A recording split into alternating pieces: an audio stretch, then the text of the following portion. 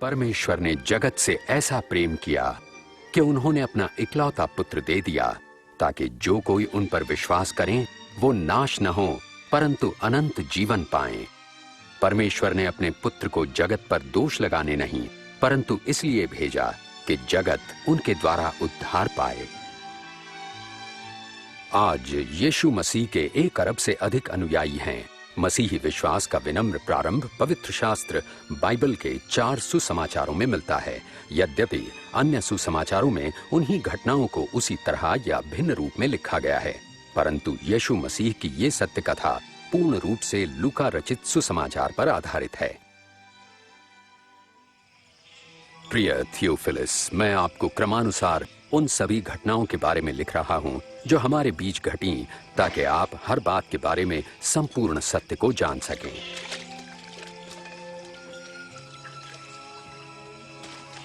जिन दिनों अगस्तुस कैसर रोम का शासक और महान हेरोदेस यहूदिया का राजा था, परमेश्वर ने नासरत शहर की एक कुंवारी के पास जिब्राइल स्वर्गदूत को भेजा।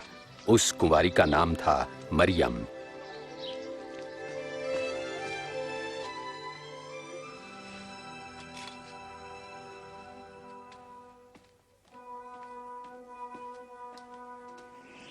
भयभीत न हो मरियम, आप पर परमेश्वर का अनुग्रह हुआ है।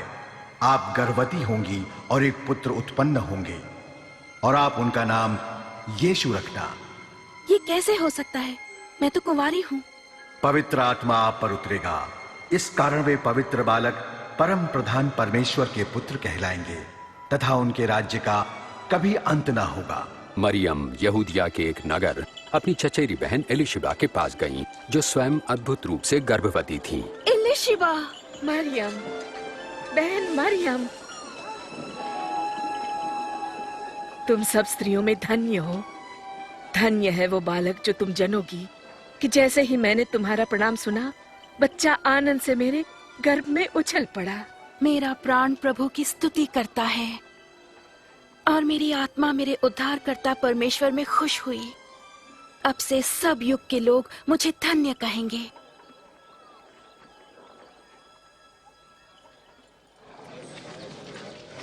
नासरत नगर के सब लोग सुनो कि कैसर अगस्तुस की आज्ञा से गलील और यहूदिया प्रांत के सभी निवासियों की गिनती होगी। इसीलिए सभी लोगों को अपने वतन में जाकर शीघ्र ही नाम दर्ज करवाना होगा।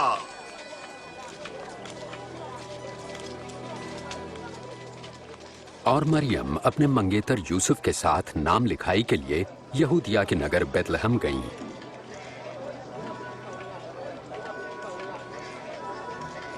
पर बेतलहम में उन्हें ठहरने की जगह ना मिली। उन्हें केवल गौशाला में ही जगह मिल सकी।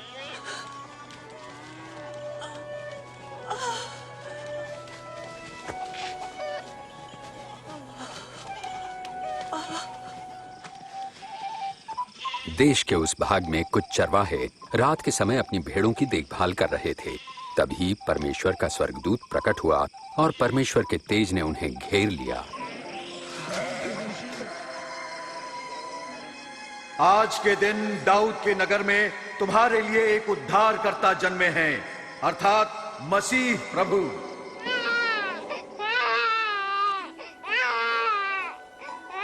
चरवाहे शीघ्र ही चरनी में जन्मे नवजात शिशु को देखने चल पड़े।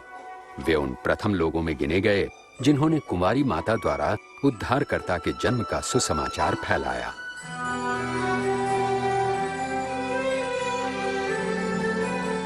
एक हफ्ते बाद जब बालक के खतने का समय आया तो उसका नाम यीशु रखा गया।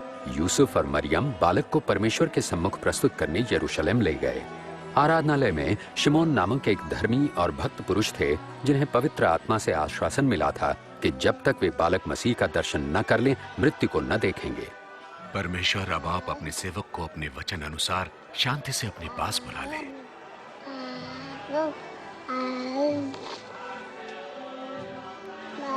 मेरी आंखों ने आज आपके उद्धार को देख लिया है। ये बालक परमेश्वर का चुना हुआ है। तुम दोनों को आशीष मिले।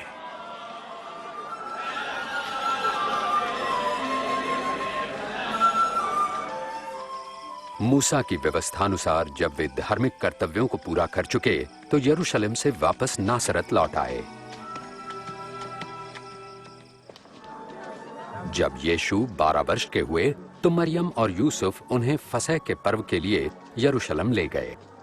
लौटते समय उन्होंने सोचा कि बालक यीशु उनके साथ है, परंतु यीशु पीछे ही छूट गए थे। उन्हें ढूंढने के लिए वापस शहर लौटे और तीसरे दिन यीशु को आराधनालय में धार्मिक गुरुओं के साथ वार्तालाप करते पाया। यह किसका पुत्र है जो ऐसे प्रश्न पूछता है? हम नासरत से हैं। हमने सोचा ये हमारे साथी है। कृपया आप इसे क्षमा कीजिए। बालक यीशु की बातों ने सबको चकित कर दिया। बेटा, तुमने हमारे साथ ऐसा क्यों किया?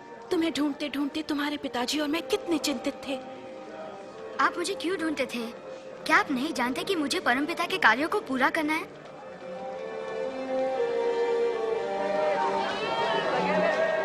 और यीशु उनके साथ नासरत लौटे और परमेश्वर एवं मनुष्य के अनुग्रह में बुद्धि और शरीर से बढ़ने लगे।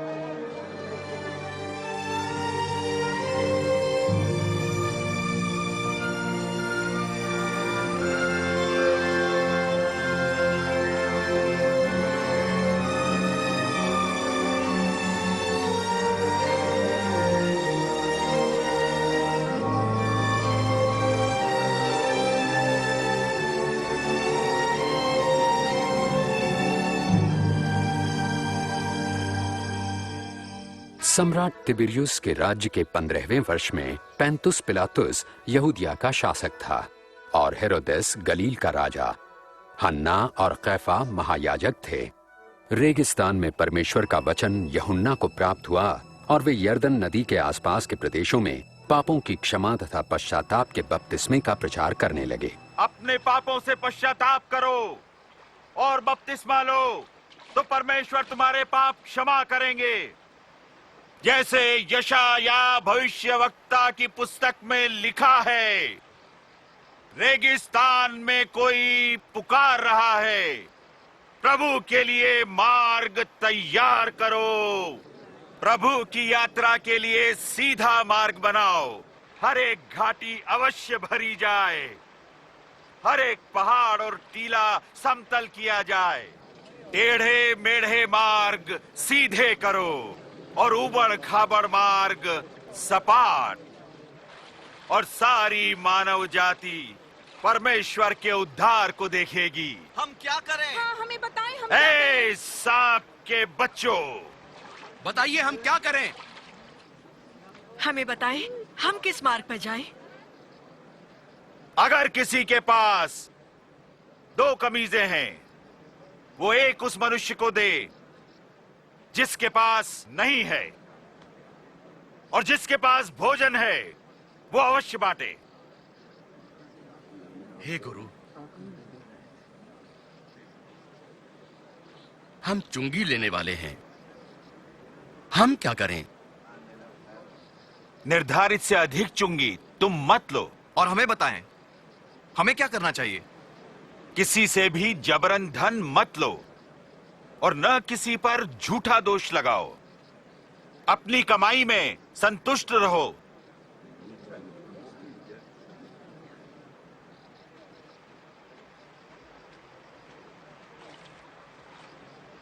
हमें बताएं, क्या आप मसीह हैं?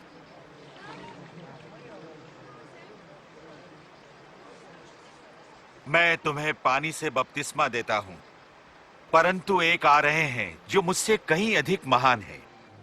मैं तो उनके जूतों के बंधन खोलने लायक भी नहीं। वे तुम्हें पवित्र आत्मा और आग से बपतिस्मा देंगे। उनका सूप उनके हाथों में है, ताकि वे गेहूं को भूसी से अलग करके अपने खत्ते में रखें।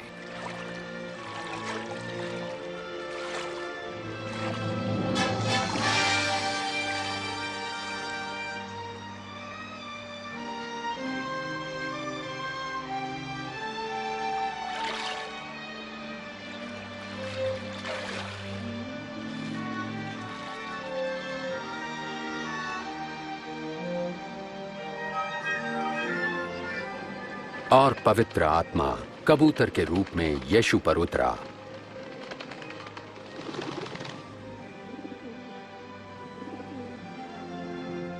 और स्वर्ग से आवाज आई, तुम मेरे प्रिय पुत्र हो, मैं तुमसे प्रसन्न हूं।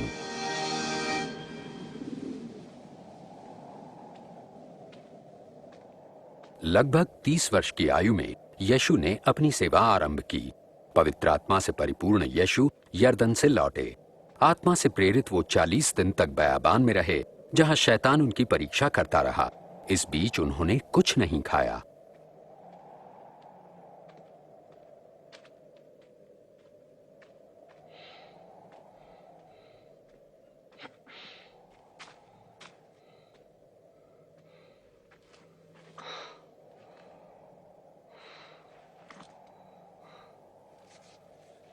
तब शैतान ने उनसे कहा, यदि आप परमेश्वर के पुत्र हैं तो इस पत्थर को रोटी बन जाने की आज्ञा दें।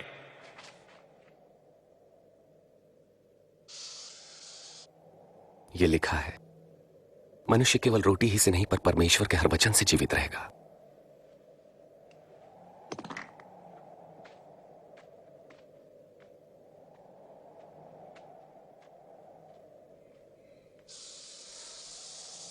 तब शैतान उन्हें ऊंचे स्थान पर ले गया और पल भर में जगत के सारे राज्य दिखाए।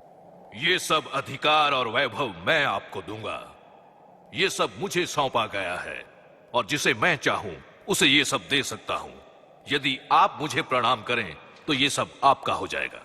यह भी लिखा है कि तुम प्रभु अपने परमेश्वर की उपासना करो और तुम केवल उन्हीं की सेवा करो।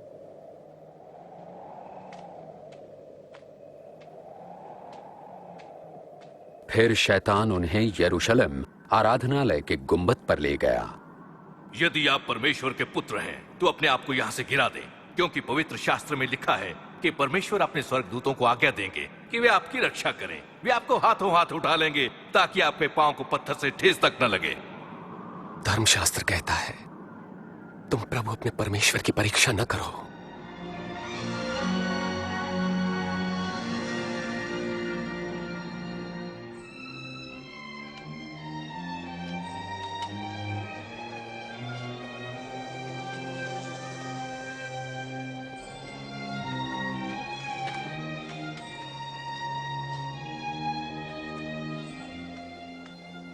फिर यीशु नासरत आए, जहां वो पले बढ़े थे।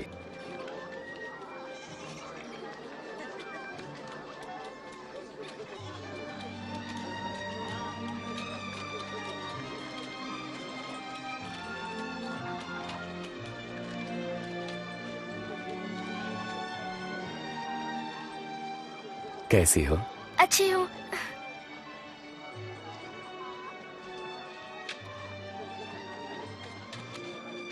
सब्बत यानी विश्राम के दिन नियमानुसार वे आराधनालय गए।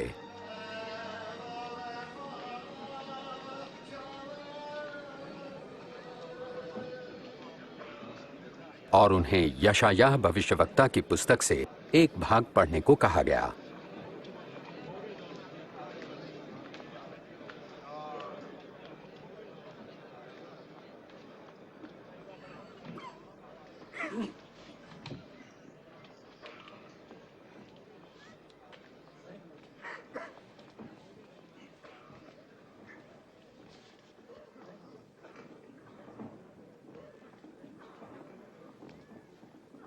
परमेश्वर का आत्मा मुझ पर है, क्योंकि उन्होंने मुझे दीनों को शुभ संदेश सुनाने के लिए चुना है।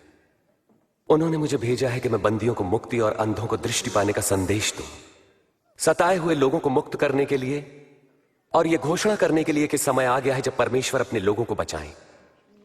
वे ठीक कहते हैं।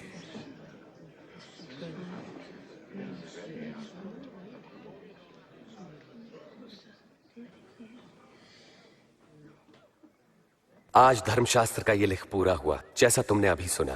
क्या परमेश्वर का वचन सच्चा ठहरा? ये प्रतिज्ञा तो केवल मसीह ही पूरा कर सकते हैं। हम कैसे जानेंगे? निसंदेह तुम मुझसे ये कहावत कहोगे, वैद्य जी स्वयं को चंगा करो। तुम मुझसे ये भी कहोगे, अपने शहर में भी वही करो जैसा हमने सुना आपने कफरनहूम में किया।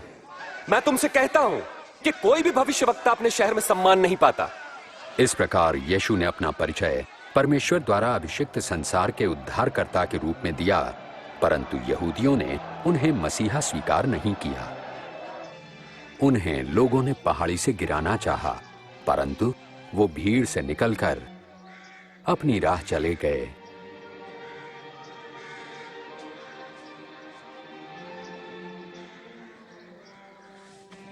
और गलील के नगर कफरनहूम पहुंचे।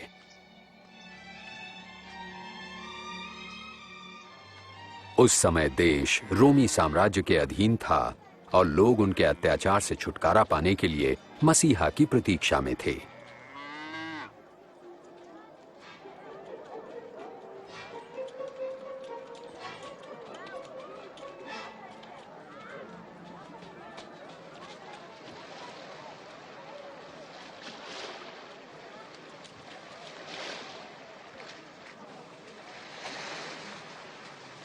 तुम्हें शांति मिले।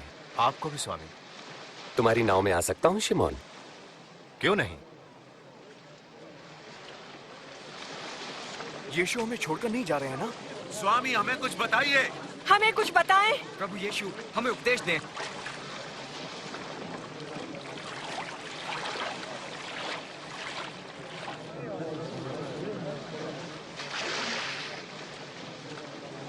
एक बार दो व्यक्ति प्रार्थना करने मंदिर गए। एक धार्मिक गुरु और दूसरा चुंगी लेने वाला था। धार्मिक गुरु अलग खड़ा होकर यूं प्रार्थना करने लगा, परमेश्वर मैं आपका धन्यवाद करता हूं कि मैं दूसरों की तरह लालची, बेईमान और व्यभिचारी नहीं। मैं आपका धन्यवाद करता हूं कि मैं इस चुंगी लेने वाले जैसा नहीं। सप्ताह में 2 बार उपवास रखता हूं, आमदनी का 10वांश आपको देता हूं। परंतु चुंगी लेने वाले ने दूर ही खड़े होकर स्वर्ग की ओर आंखें उठाए बिना अपनी छाती पीट पीट कर ये कहा, हे परमेश्वर मुझ पापी पर दया कर। मैं तुमसे कहता हूं, धार्मिक गुरु नहीं परंतु यही चुंगी लेने वाला परमेश्वर की दृष्टि में धर्मी ठहरा और अपने घर गया। जो अपने आप को बड़ा मानेगा वो छोटा किया जाएगा, परंतु जो अपने आप को छोटा मानेगा वो बड़ा किया जाएगा। अपनी नाव को वहां गहरे पानी में ले चलो और अपने साथियों के साथ मछलियों के लिए जाल डालो। ओ स्वामी, हमने सारी रात कड़ा परिश्रम किया परंतु कुछ न पकड़ा। यदि आप कहते हैं तो मैं जाल डाले देता हूं। याकूब, यूहन्ना,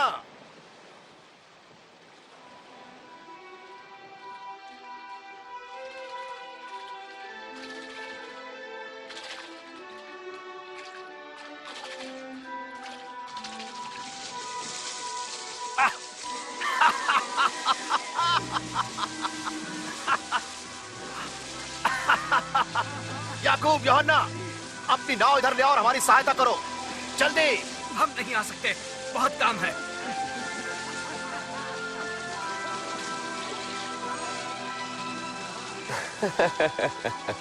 बस काफी है। इतनी मछलियां बहुत हैं।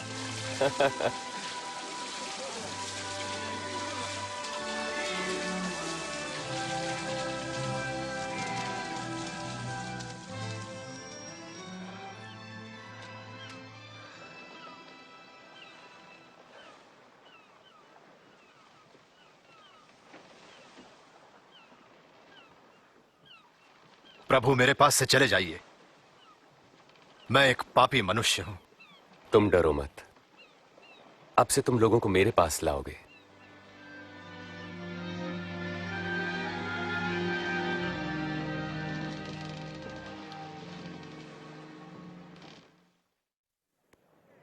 मेरे पास आओ और मेरे वचन सुनो, मेरी मानो और तुम जीवन पाओगे। प्रभु को खोजो जब तक वो मिल सके, उन्हें पुकारो जबकि वो पास है। दुष्ट अपनी दुष्टता और अधर्मी अपने बुरे विचार छोड़कर परमेश्वर के पास आए और वे उन पर दया करेंगे और उन्हें पूर्ण क्षमादान देंगे। तुम आनंदित रहोगे और तुम्हें शांति मिलेगी। वे आ रहे हैं, वे यही हैं, देखो। यीशु, यीशु, मेरी इकलौती बेटी को बचा ले प्रभु, मुझ पर दया करे। मेरी बेटी केवल 12 वर्ष की है और मरने को है, कृपा करके मेरे साथ चलिए। यार, मुझे बड़ा दुख है। यीशु, तुम्हारी बेटी नहीं रही, इसलिए गुरु को कष्ट ना दे। डरो नहीं, विश्वास रखो, वो ठीक हो जाएगी।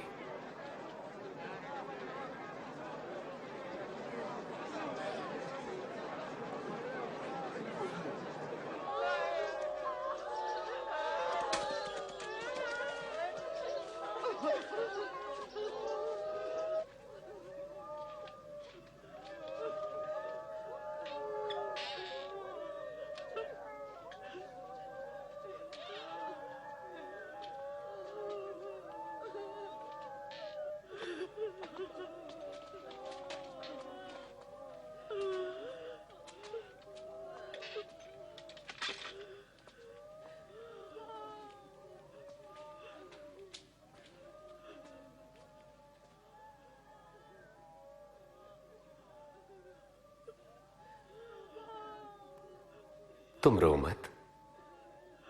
वो मरी नहीं है, वो तो बस सो रही है।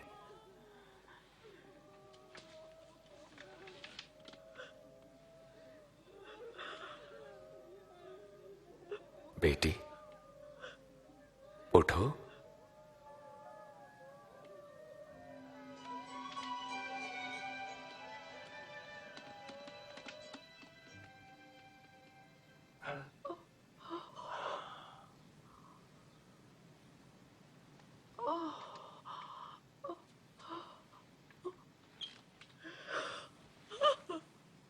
इसे कुछ खाने को दो। ध्यान रहे, यहां जो हुआ है किसी से न कहना।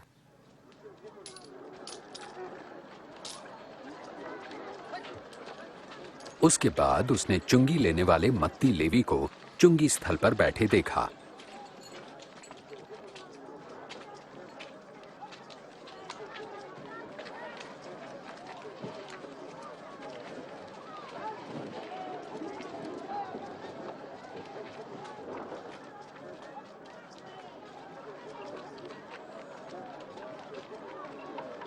मेरे पीछे आओ।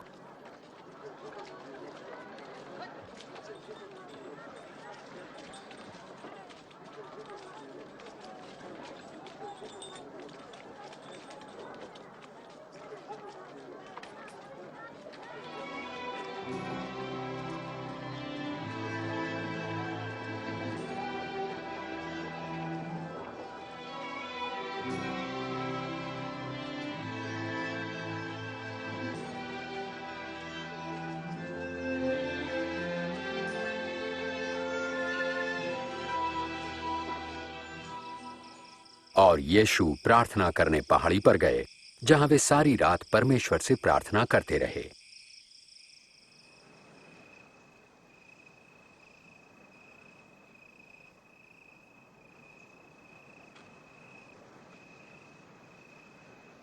और अगले दिन उन्होंने 12 शिष्यों का अभिनंदन कर उन्हें प्रेरित कहा।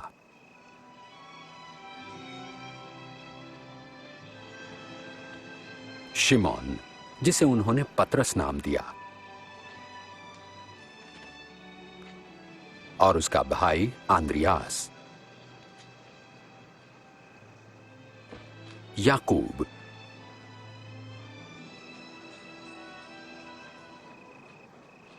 और यूहन्ना,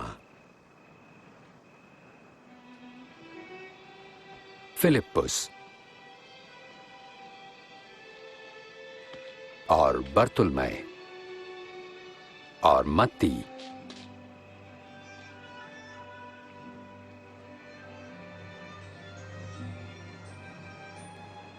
और थोमा, याकूब हल्फई का पुत्र,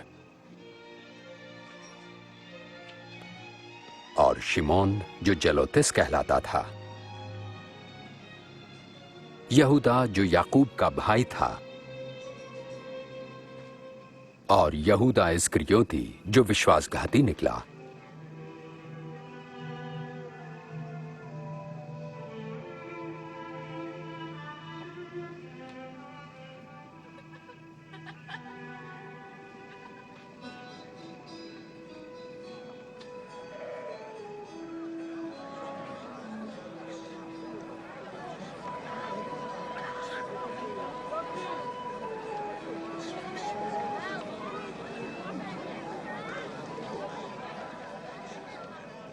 धन्य हो तुम जो दीन हो, परमेश्वर का राज्य तुम्हारा है। धन्य हो तुम जो भूखे हो, क्योंकि तुम तृप्त किए जाओगे। धन्य हो तुम जो रोते हो, तुम हर्षित होगे। धन्य हो तुम जब लोग धिक्कारें, नकारें और अपमानित करें और मेरे कारण तुम्हें बुरा कहें। जब ऐसा हो तो तुम आनंदित और मगन होना, क्योंकि तुम्हारे लिए स्वर्ग में बड़ा प्रतिफल है। उनके पूर्वजों ने भी भविष्यवक्ताओं के साथ ऐसा ही किया।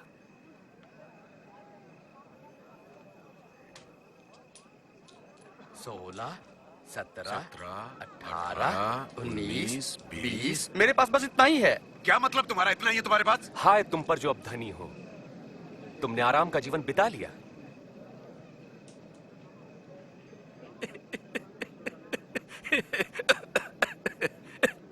जो धनी ना बनना चाहे वो कोई पागल ही होगा। हाय तुम पर जो अब हंसते हो, तुम रोगे और विलाप करोगे। अफसोस जब लोग तुम्हारी बड़ाई करें, क्योंकि उनके पूर्वजों ने भी झूठे भविष्यवक्ताओं के लिए यही किया। पर मैं तुम लोगों से कहता हूं, शत्रुओं से प्रेम रखो, घृणा करने वालों का भला करो, जो श्राप दे उन्हें आशीष दो, बुरा करने वालों के लिए प्रार्थना करो।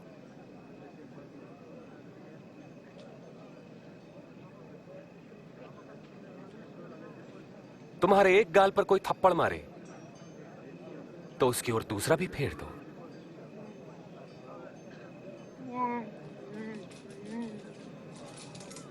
कोई तुम्हारा अंगर खा ले तो अपनी कमीज भी उसे दे दो।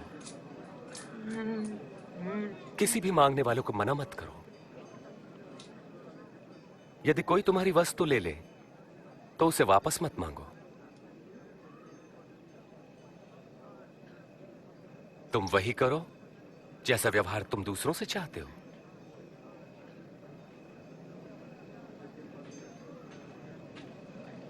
यदि तुम अपनों से प्रेम रखने वालों से प्रेम रखते हो तो तुम्हें आशीष क्यों कर मिलेगी?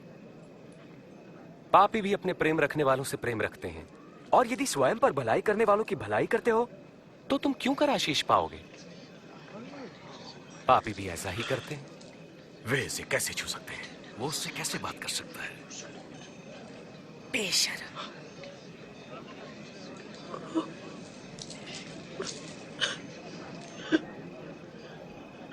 नहीं, शत्रुओं से प्रेम रखो, उनका भला करो, उधार देकर वापसी की आशा न रखो, तब तुम्हें बड़ा प्रतिफल मिलेगा।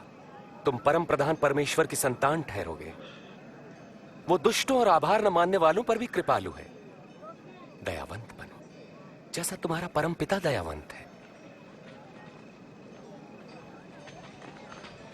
यीशु, हमें बचाइए। आरोप मत लगाओ तो तुम पर भी नहीं लगेगा। दोष मत लगाओ तो तुम पर भी दोष नहीं लगेगा। क्षमा करो तो तुम्हें भी क्षमा मिलेगी। प्रभु हमें अपने मार्ग पे चलाएं।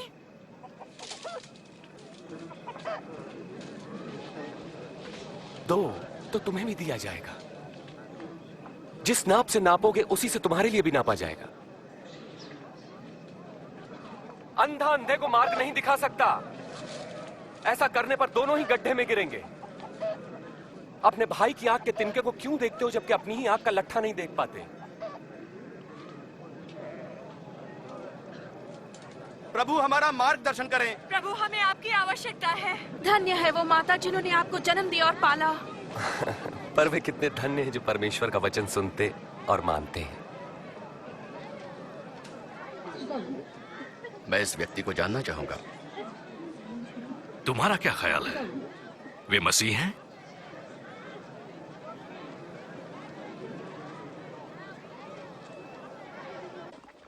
इस धर्मगुरु ने यीशु को रात्रि भोज पर बुलाया। यीशु उनके घर गए और भोजन करने बैठे। चलो बच्चों, यहाँ से चले जाओ। तुमने सुना नहीं? जाओ। बड़े शरारती हैं ये बच्चे।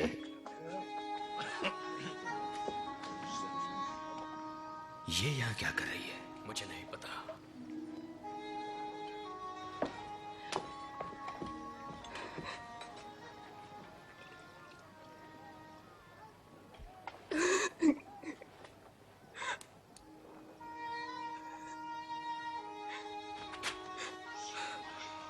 ये कर क्या रही है?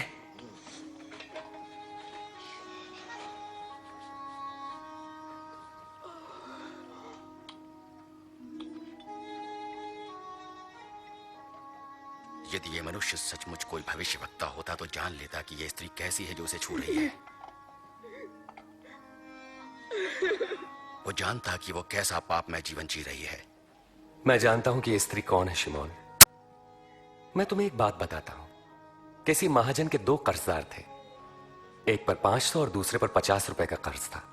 दोनों ही कर्ज चुकाने की स्थिति में नहीं थे। उसने दोनों का कर्ज माफ कर दिया।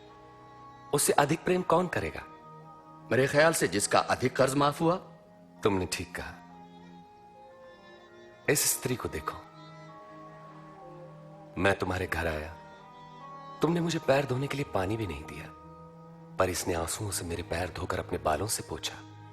तुमने चुंबन से मेरा अभिनंदन नहीं किया, पर जब से मैं आया हूं तब से इसने मेरे पांव चूमना न छोड़ा।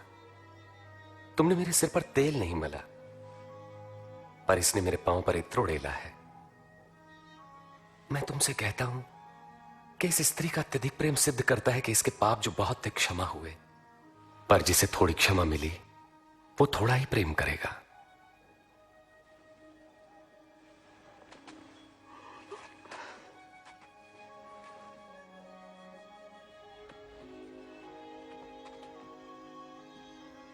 तुम्हारे पाप क्षमा हुए, तुम्हारे विश्वास ने बचा लिया। शांति से जाओ।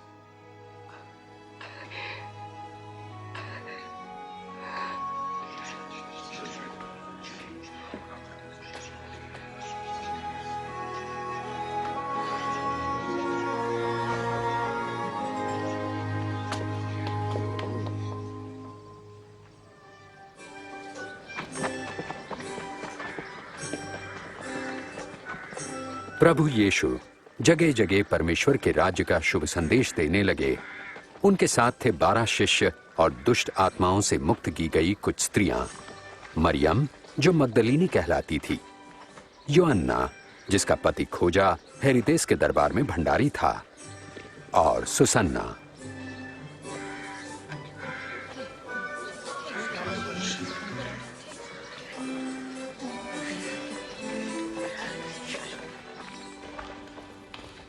गलील के शासक हेरोदेस ने यूहन्ना बपतिस्मा देने वाले को बंदी गृह में डलवा दिया, क्योंकि यूहन्ना ने उसके द्वारा अपनी भाभी से विवाह की निंदा की थी। कहो। जब हम लोग नाइन नगर के द्वार पर पहुंचे, तब लोग एक अर्थी को लेकर जा रहे थे। मरा हुआ व्यक्ति एक विधवा का इकलौता पुत्र था। जब यीशु ने उस विधवा की तरफ देखा, उनका हृदय दया से भर उठा। उन्होंने कफन उठाया और कहा, ऐ नौजवान, मैं तुमसे कहता हूं उठो। और मरा हुआ युवक उठ बैठा। यीशु ने उसे उसकी मां को सौंप दिया। उनसे पूछो, क्या आप वही हैं जिनके आने के विषय में यूहन्ना ने प्रचार किया था, या फिर हम किसी और की प्रतीक्षा करें?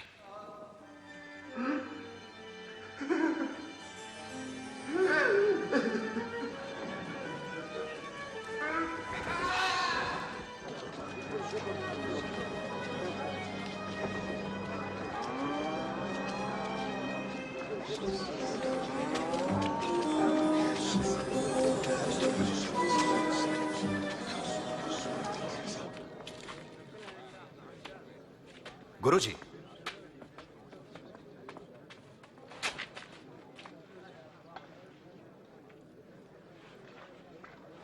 गुरुजी, यूहन्ना बपतिस्मा देने वाले ने हमें यह पूछने भेजा है, क्या आप वही हैं जो आने वाले थे, या हम किसी और के आने की प्रतीक्षा करें? जो कुछ तुमने देखा और सुना जाकर यूहन्ना से कहो। अंधे देख सकते हैं, लंगड़े चल सकते हैं। धन्य है वे लोग जो मुझ पर संदेह नहीं करते।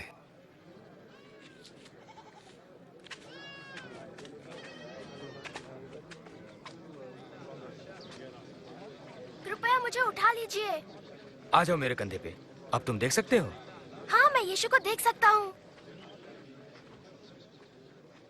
एक बीज बोने वाला बीज बोने निकला।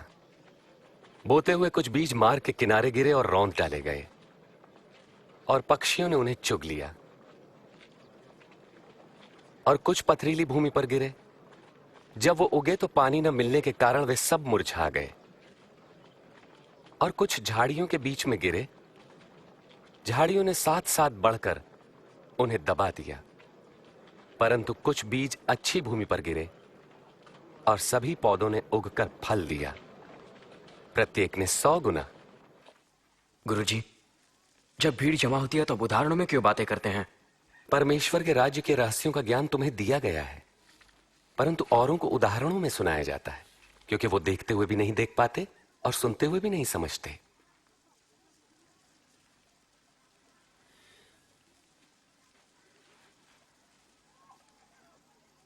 इस उदाहरण का अर्थ यह है,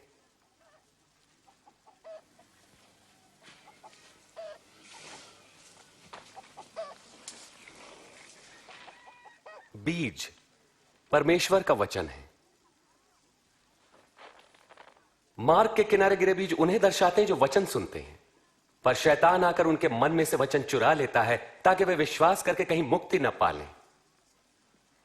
पथरीली भूमि पर गिरे बीज उन्हें दर्शाते हैं जो वचन सुनकर आनंद से ग्रहण करते हैं पर जड़ नहीं पकड़ पाते। वो कुछ देर तक विश्वास करते हैं और परीक्षा की घड़ी आने पर टिक नहीं पाते। झाड़ियों में गिरे बीज उन्हें दर्शाते हैं जो वचन सुनते हैं परंतु जीवन की चिंताओं, धन, मोह व भोग विलास में फंसने से उनके फल कभी नहीं पकते। वे बीज जो अच्छी भूमि पर गिरे उन लोगों के प्रतीक हैं जो वचन सुनकर उसे भले और आज्ञाकारी मन से ग्रहण करते हैं और फलवंत होने तक उन्हें संभाले रखते हैं।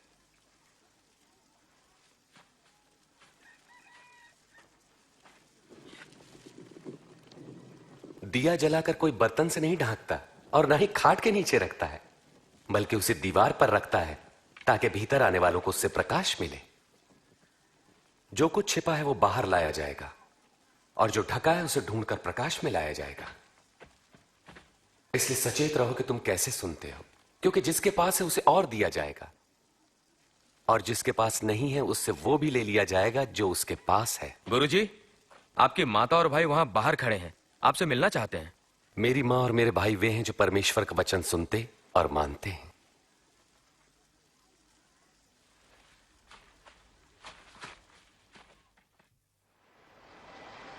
एक दिन प्रभु यीशु अपने शिष्यों के साथ एक नाव पर बैठे और उनसे कहा, आओ हम झील के पार चलें। नाव चल रही थी और यीशु सो गए।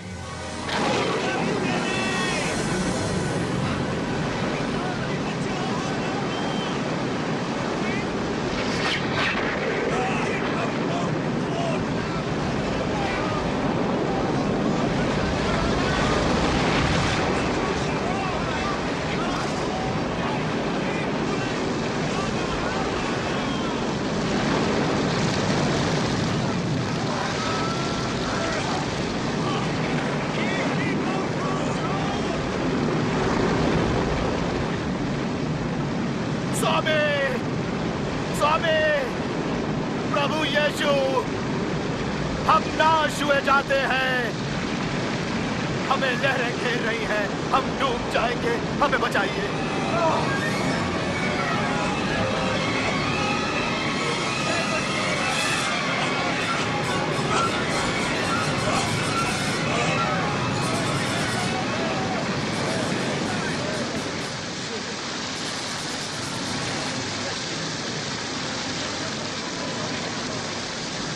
अब हम बच जाएंगे।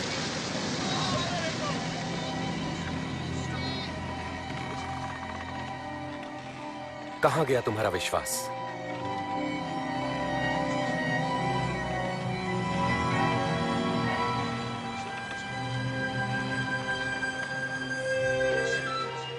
और वे गरासिनियों के देश पहुंचे जो झील के पार गलील के सामने था।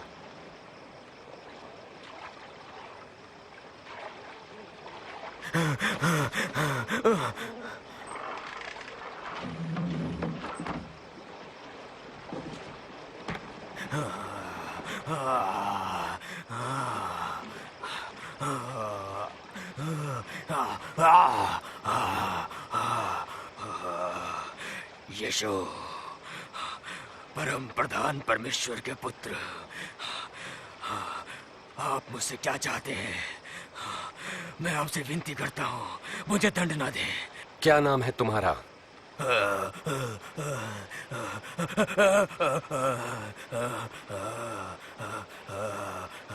सेना। प्रभु विनती करते हैं हमें नरक कुंड में ना भेजें,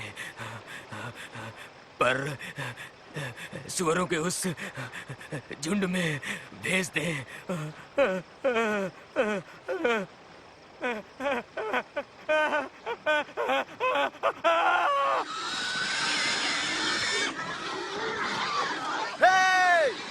लौटाओ! रुको, रुको! और दुष्ट आत्माएं उसमें से निकलकर आ जाओ! सुअरों में समा गई।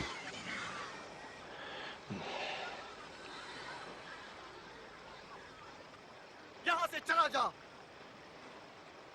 हे जादूगर! कर, हमें छोड़ दे, यहाँ से दूर चला जा, हमें छोड़ दे, यहाँ से चला जा। आप जहां जाएंगे मैं भी साथ चलूंगा। मुझे अपने साथ आने दें। घर लौट जाओ। परमेश्वर ने जो किया है वो बताओ।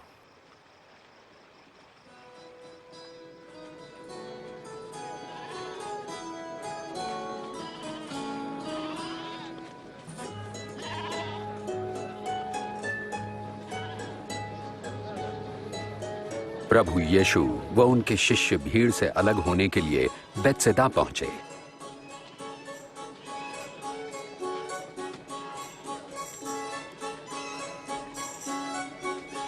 पर भीड़ को इसका पता चल गया तो वो प्रभु के पीछे हो ली।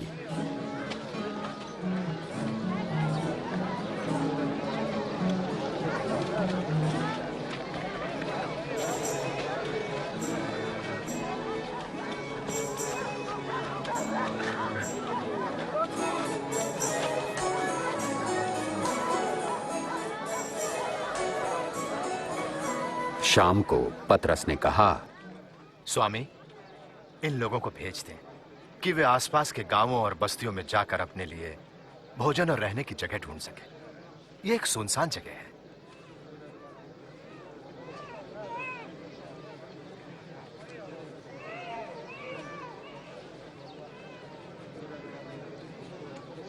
तुम स्वयं इनके भोजन का प्रबंध करो। लेकिन हमारे पास केवल 5 रोटियां और 2 मछलियां ही हैं।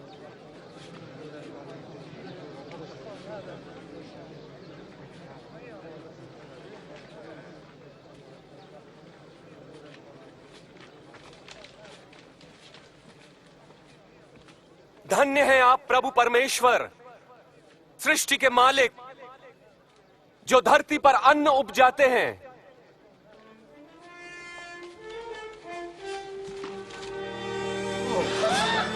ये तो चमत्कार है। विश्वास नहीं होता।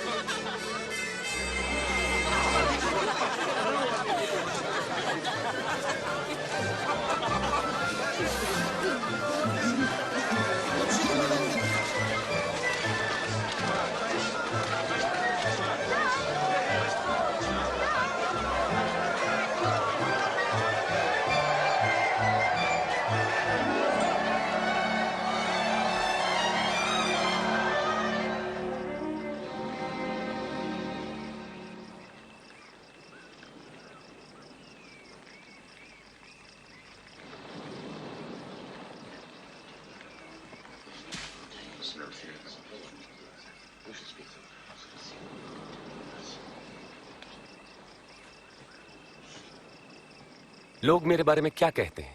कई आपको यूहन्ना बपतिस्मा देने वाला कहते हैं, तो कोई आपको एलिया भी कहते हैं, और कितनों का तो ये कहना है कि कोई प्राचीन भविष्यवक्ता फिर जी उठे हैं। तुम क्या कहते हो? तुम बताओ, कौन हूं मैं?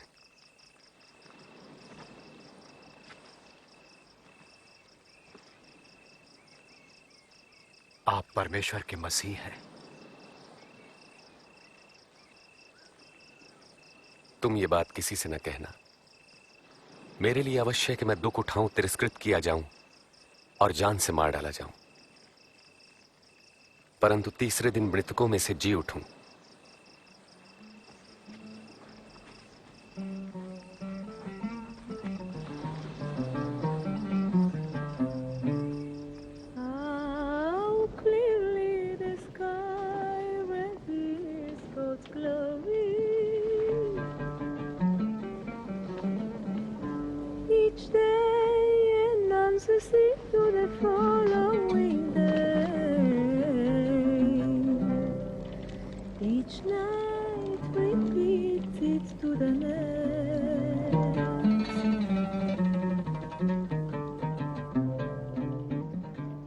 क्या तुम में से कोई मेरे साथ आएगा?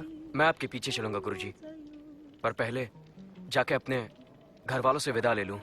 जो कोई अपना हाथ हल पर रखकर पीछे देखता वो परमेश्वर के राज्य के योग्य नहीं।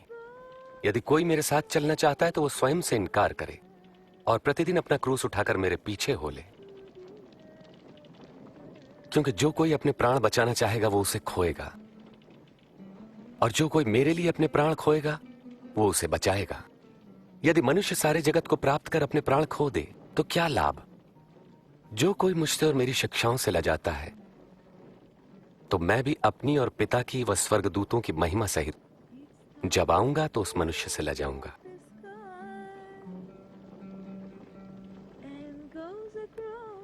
सच कहता हूं, यहां कुछ ऐसे भी हैं कि जब तक परमेश्वर का राज्य न देख ले मृत्यु नहीं देखेंगे।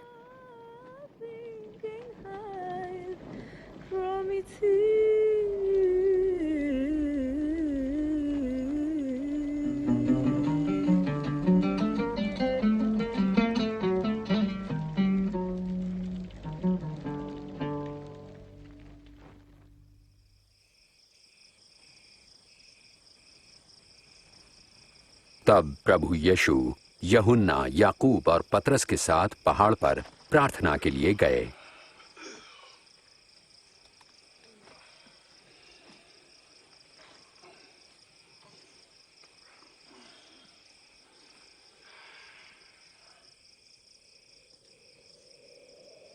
प्रार्थना के दौरान उनके चेहरे का स्वरूप बदल गया और वस्त्र सफेद होकर जगमगाने लगे।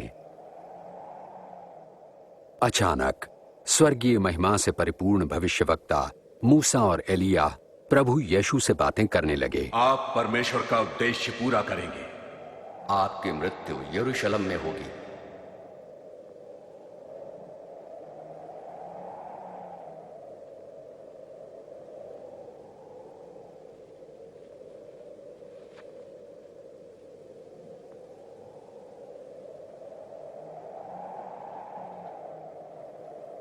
जाते समय पतरस ने प्रभु यीशु से कहा, स्वामी, ये कितना अच्छा है कि हम यहां पर हैं।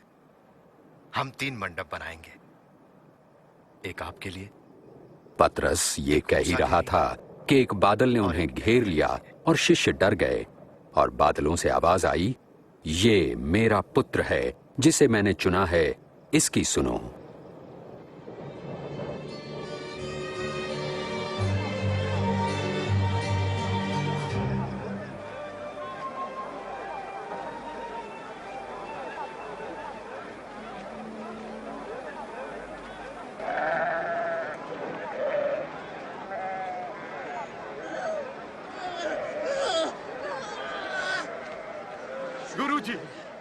गुरुजी, कृपा करके मेरे बेटे को देखिए, दया करके उसकी सहायता कीजिए।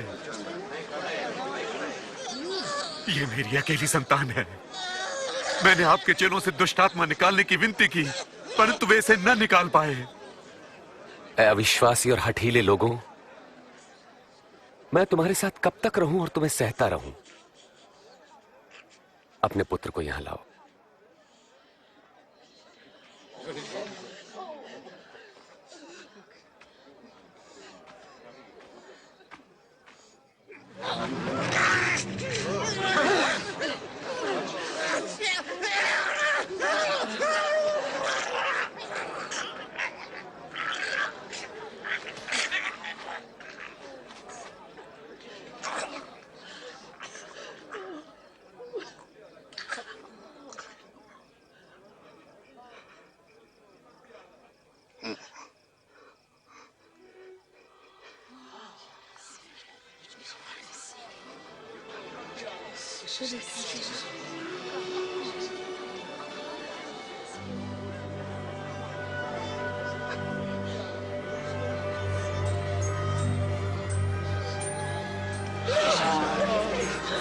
अरे, इसका चेहरा भी ठीक हो गया। विश्वास नहीं होता।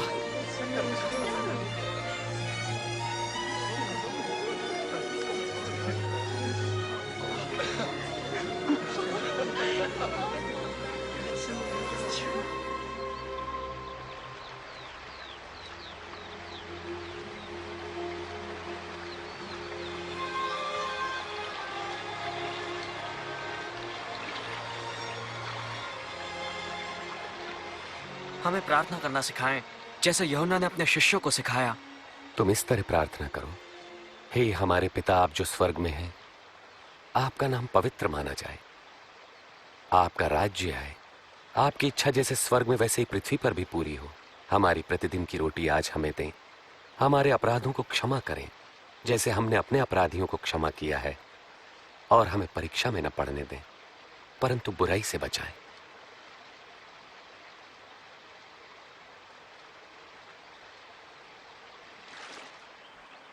मांगो तो तुम्हें दिया जाएगा, ढूंढो तो तुम पाओगे, खटखटाओ तो तुम्हारे लिए द्वार खोला जाएगा। क्योंकि जो मांगता है उसे दिया जाता है, और जो ढूंढता है वो पाता है, और जो खटखटाता है उसके लिए द्वार खोला जाता है।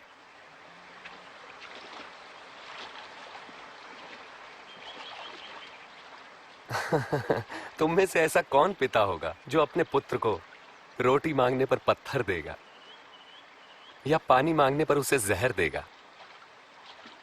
जब तुम बुरे होकर अपने बच्चों को अच्छी वस्तुएं देना जानते हो, तो तुम्हारा परम पिता परमेश्वर अपने मांगने वालों को पवित्र आत्मा क्यों न देगा? मैं कहता हूं, अपने प्राणों की चिंता न करो कि हम क्या खाएंगे, और ना ही अपने शरीर की कि क्या पहनेंगे, क्योंकि प्राण भोजन से बढ़कर है और शरीर वस्त्र से बढ़कर। पक्षियों पर ध्यान दो, वे न बोते हैं, न काटते हैं, और न ही उनके कोई भंडार हैं, फिर भी परमेश्वर उन्हें खिलाता है। और तुम तो पक्षियों की तुलना में कहीं बढ़कर हो।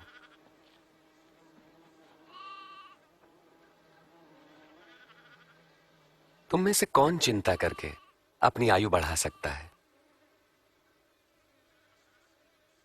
जब तुम ये छोटा सा काम नहीं कर सकते तो बाकी चिंता क्यों करते हो? इन फूलों को देखो, ये कैसे बढ़ते हैं। वे किसी तरह का परिश्रम नहीं करते। राजा सुलेमान इनमें से एक के समान भी सुंदर वस्त्र न पहन सका। यदि परमेश्वर मैदान की घास को सजाते जो आज है और कल आग में झोंकी जाएगी, तो निश्चय ही वो तुम्हें भी वस्त्र पहनाएंगे। हे अल्पविश्वासियों, हमारे विश्वास को बढ़ाएं। यदि तुम्हारा विश्वास राई के दाने के बराबर भी होता तो तुम इस पेड़ से कहते कि जड़ से उखड़कर समंदर में जा लग, तो ये तुम्हारी बात मान लेता।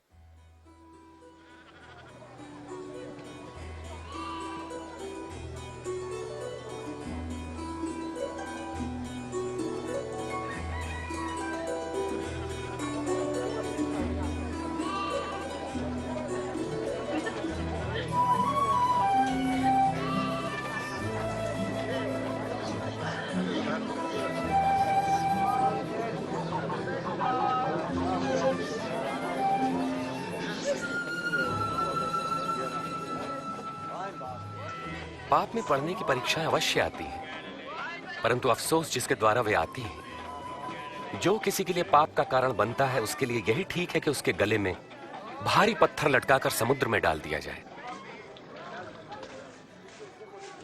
परमेश्वर का राज्य किसके समान है? वो ऐसा है, एक मनुष्य राई का दाना लेकर अपने खेत में बोता है, और वो पौधा बढ़कर पेड़ बन जाता है, और पक्षी उसकी डालियों पर घोंसला बनाते हैं। मुझे नहीं पता ये क्या कह रहा है। तुम चुंगी लेने वालों और अन्य पापियों के साथ क्यों खाते पीते हो? स्वस्थ लोगों को वैद्य की आवश्यकता नहीं होती, परंतु रोगियों को है। जो बहिष्कृत है, मैं उनको पश्चाताप का संदेश देने आया हूं, सम्मानितों को नहीं।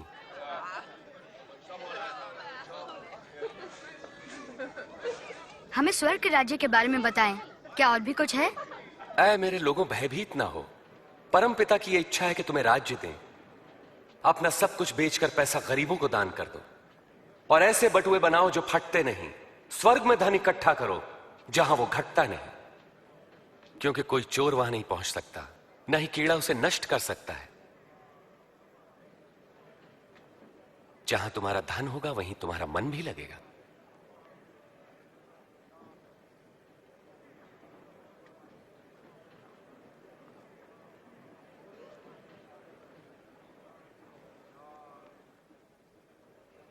हे नारी, तुम अपनी बीमारी से मुक्त हुई।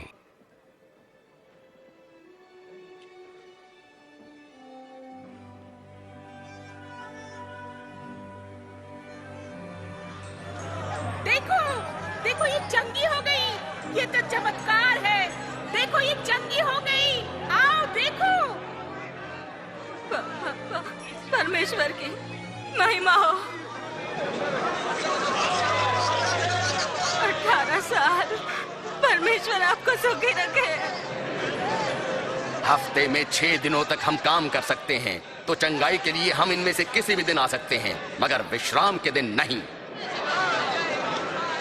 अरे कपटियों, क्या विश्राम के दिन तुम में से हर कोई अपने गधे या बैल को खोलकर उन्हें पानी पिलाने नहीं ले जाता?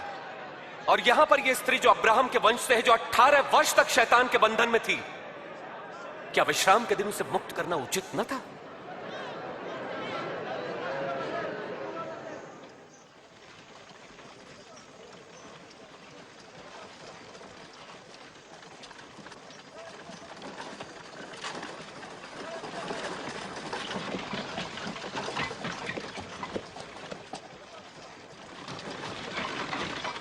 हे उत्तम गुरुजी, अनंत जीवन पाने के लिए मुझे क्या करना चाहिए? तुम मुझे उत्तम क्यों कहते हो? कोई भी उत्तम नहीं परमेश्वर के सिवा। तुम आज्ञाएं तो जानते हो, व्यभिचार न करना, हत्या न करना, किसी पर झूठे आरोप न लगाना, अपने माता पिता का आदर करना। परंतु ये सभी आज्ञाएं तो मैं बचपन से ही मानता आया हूं। तुम्हारे लिए भी एक काम करना आवश्यक है। अपना सब कुछ बेचकर धन गरीबों को बांट दो, तुम्हें स्वर्ग में धन मिलेगा। फिर मेरे पीछे हो लो। मगर हम तो व्यापारी हैं, बहुत धनवान। धनवान का परमेश्वर के राज्य में प्रवेश कितना कठिन है। धनवान के लिए परमेश्वर के राज्य में प्रवेश मुश्किल है, जबकि ऊंट का सुई के नाके से निकलना सहज है। तो फिर कौन मुक्ति पा सकता है? जो मनुष्य के लिए असंभव है, वो परमेश्वर के लिए संभव है। वास्तव में कहां होगा ये परमेश्वर का राज्य? परमेश्वर का राज्य प्रकट रूप से नहीं आता। कोई ये नहीं कह सकता कि देखो ये यहां है या वहां है, क्योंकि परमेश्वर का राज्य तुम में है। वो समय आएगा जब तुम परमेश्वर के पुत्र के आगमन का दिन देखना चाहोगे, पर देख ना पाओगे। जैसे बिजली आकाश की एक ओर से दूसरी ओर तक प्रज्वलित होती है, वैसे ही परमेश्वर का पुत्र भी प्रकट होगा। परंतु पहले उसे बहुत दुख उठाना होगा, और इस युग के लोग उसका तिरस्कार करेंगे।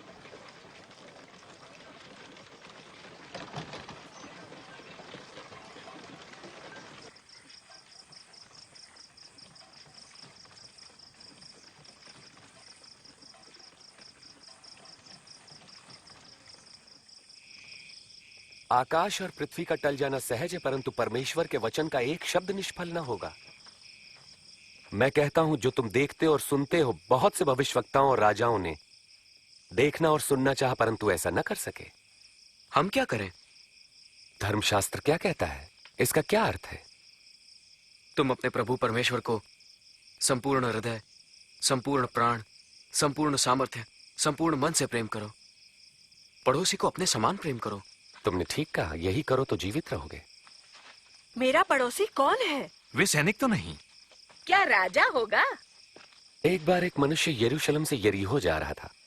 तब डाकुओं ने हमला किया और लूटकर उसे अधमरा छोड़कर चले गए। तब एक धर्मगुरु वहां से गुजरा और उसे देखकर वहां से कतरा कर चला गया। इसी प्रकार एक पुरोहित भी वहां से निकला, पास आया, उस व्यक्ति को देखा और मुंह फेर कर चला गया। परंतु एक दलित ने मार्ग से गुजरते समय उस घायल मनुष्य को देखा और उसका हृदय दया से भर गया।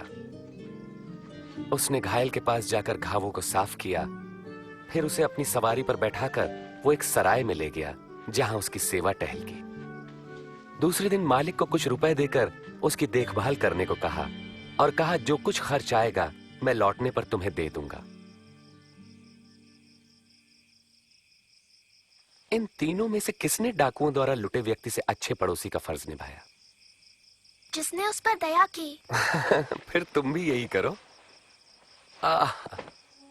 बच्चों को मेरे पास आने दो और उन्हें मना मत करो, क्योंकि परमेश्वर का राज्य ऐसों का ही है।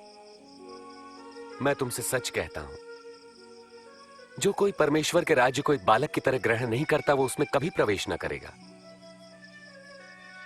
जो कोई मेरे नाम से इस बालक का स्वागत करता है, मेरा करता है। जो मुझे स्वीकार करता है, मेरे भेजने वाले को करता है। तुम में सबसे छोटा ही सबसे महान है।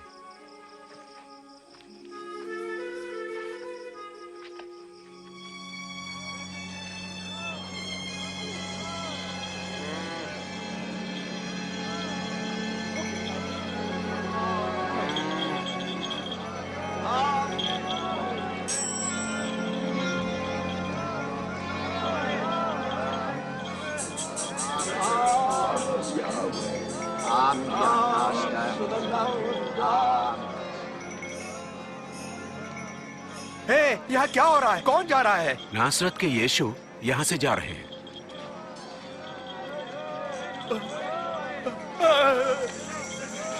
यीशु, प्रभु यीशु, हे दाऊद की संतान, मुझ पर दया करे।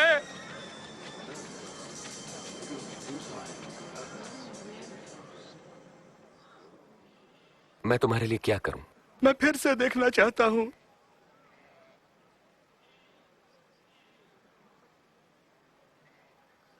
तो देखो, तुम्हारे विश्वास ने तुम्हें चंगा किया। मैं देख सकता हूं, मुझे दिखाई पड़ रहा है, मैं देख रहा हूं। यीशु,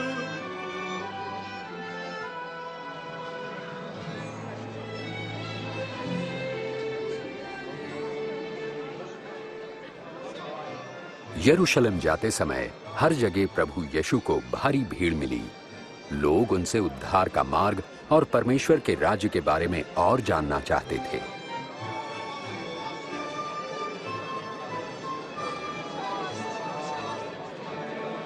ये मनुष्य भविष्यवक्ता है। मेरे प्रभु और स्वामी, मुझे बचाइए।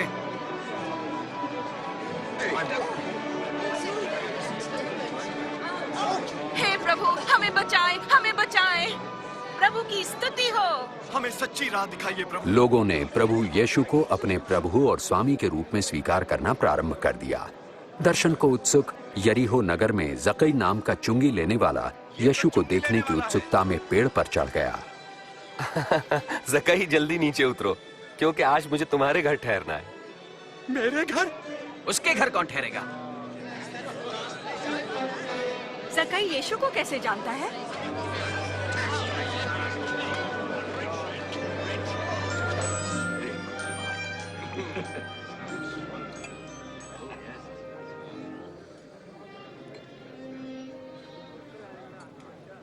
सुनो, मैं अपनी संपत्ति का आधा भाग गरीबों को दे दूंगा।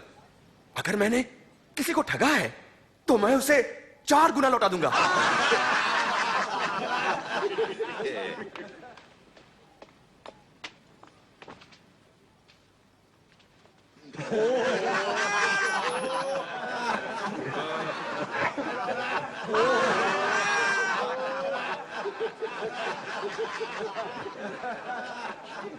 मैं नहीं मान सकता कि एक चुंगी लेने वाला पैसा वापस करे। असंभव।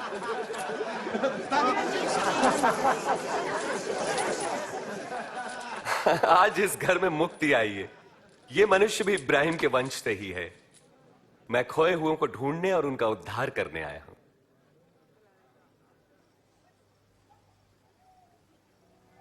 सुनो, हम यरूशलेम जा रहे हैं, जहां मेरे विषय में की गई भविष्यवक्ताओं की हर भविष्यवाणी पूरी होगी। मुझे अन्य जातियों के हाथ सौंपा जाएगा। वे मेरा उपहास करेंगे, मुझे अपमानित कर मुझ पर थूकेंगे, कोड़े लगाएंगे और मार डालेंगे। परंतु तीसरे दिन मैं जी उठूंगा।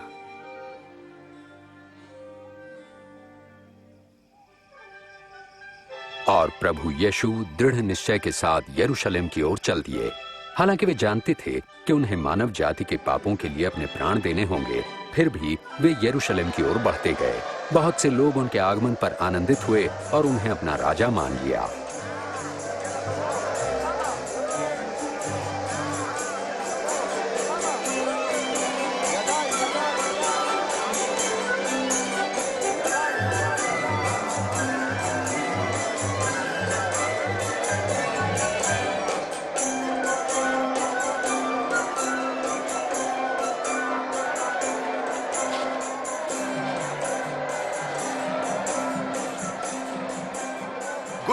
अपने शिष्यों को आज्ञा दे कि वे शांत रहें। मैं कहता हूं, यदि ये चुप रहे तो स्वयं ये पत्थर चिल्ला उठेंगे। सबको आशीष मिले।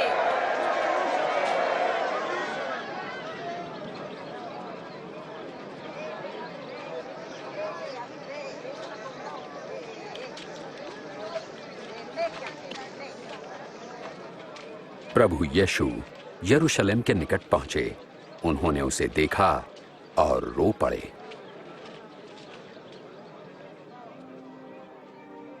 भला होता यदि तू आज अपनी शांति का मार्ग जान लेता, परंतु तू इसमें असफल रहा। वे दिन आएंगे जब तेरे शत्रु मोर्चा बांधकर तुझे घेर लेंगे और चारों ओर से तुझ पर प्रहार करेंगे। इन्हीं दीवारों के बीच तुझे तबाह कर देंगे, तुझे और तेरे लोगों को, और वो पूरी तरह तेरा सर्वनाश करके रहेंगे, क्योंकि तूने अपने अनुग्रह के समय को नहीं पहचाना।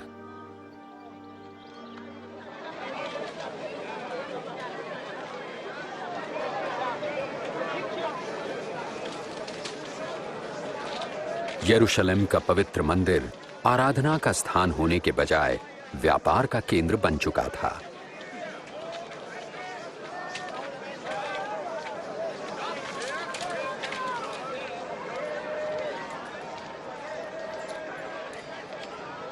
पाँच, 6, 7, 8, 9, 10, 11, 12, 13, 14, 15, 16, 17, 18, 19, 20, 21, 22, 23, 24, 25, 26, 27, 28।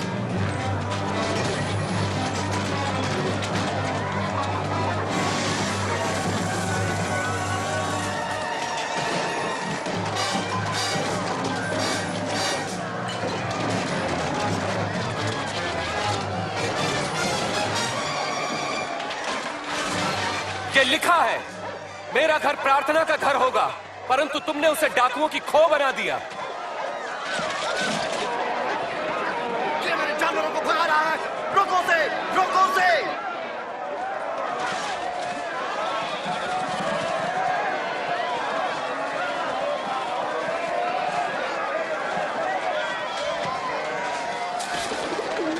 पहरेदारों को बुलाओ, जल्दी बुलाओ।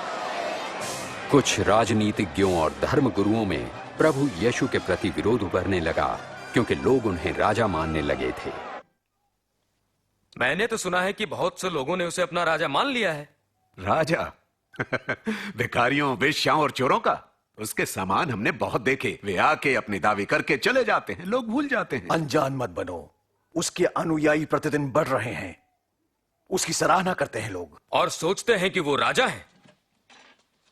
मैं आपको चेतावनी देता हूं कि अगर इस आदमी ने और शांति भंग की तो आप ही जिम्मेदार होंगे।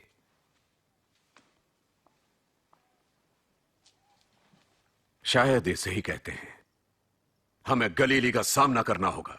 और जैसे जैसे धर्मगुरुओं और शास्त्रियों के पाखंडी वर्ग के प्रति यीशु का तिरस्कार बढ़ने लगा, यहूदियों में उनके अनुयायी भी बढ़ने लगे। दूसरी तरफ उन लोगों का भी विरोध बढ़ा जिनकी उन्होंने आलोचना की थी।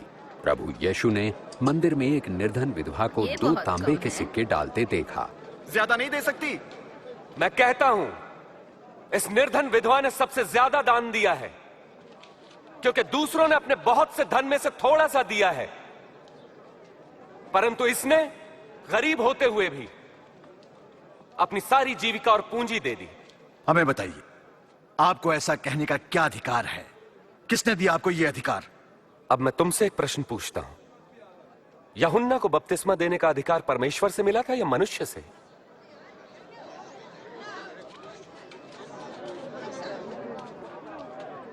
हम क्या उत्तर दें? यदि परमेश्वर की ओर से कहेंगे तो वो कहेगा तुमने यूहन्ना का विश्वास क्यों नहीं किया? और यदि मनुष्य की ओर से कहें तो ये भीड़ हमें पत्थरवाह करेगी, क्योंकि ये सब यूहन्ना को भविष्यवक्ता मानते हैं। हमें नहीं मालूम ये अधिकार कहां से मिला। तो मैं भी तुम्हें नहीं बताता कि मैं ये सब कुछ किस अधिकार से करता हूं।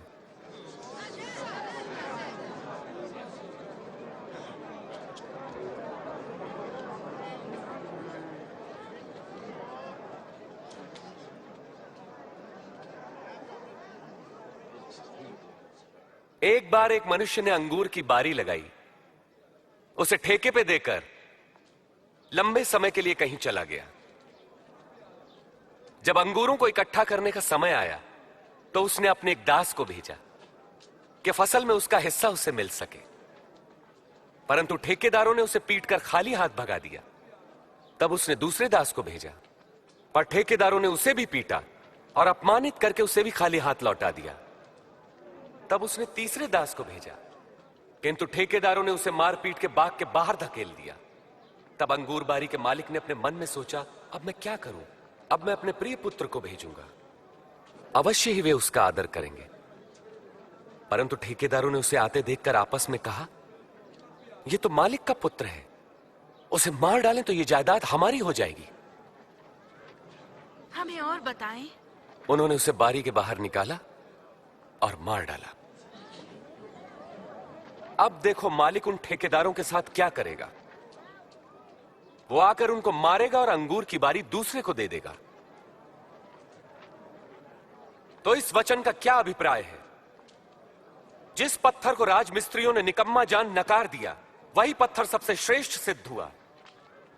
जो कोई इस पत्थर पर गिरेगा वो चकनाचूर हो जाएगा, और यदि यह पत्थर किसी पर भी गिरेगा तो उसे पीस कर रख देगा। गुरुजी, हम जानते हैं कि आप जो कहते हैं सिखाते हैं वो सही है। हम जानते हैं कि आप मनुष्य के पद पर ध्यान नहीं देते, मगर मनुष्य के लिए परमेश्वर की मर्जी का सत्य सिखाते हैं। बताएं, रोमी सम्राट को कर देना हमारे लिए क्या नियम के अनुसार है या नहीं है? प्रभु सावधान, वो आपको फंसाना चाहते हैं। मुझे एक चांदी का सिक्का दो।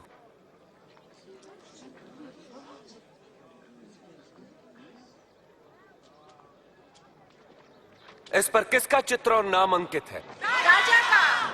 तब जो राजा का है वो सब राजा को दो, जो परमेश्वर का वो परमेश्वर को दो। हमारा इस विषय में क्या उत्तर है? तब अख़मीरी रोटी का पर्व निकट आया, जिसे फसह का पर्व कहते हैं।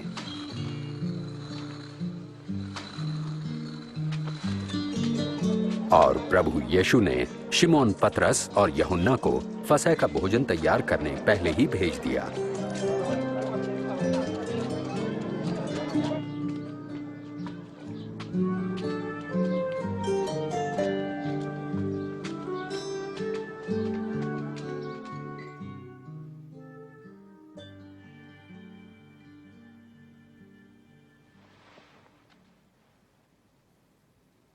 मेरी बड़ी इच्छा थी कि दुख भोगने से पहले ये फसह का बोझ तुम्हारे साथ खाऊं।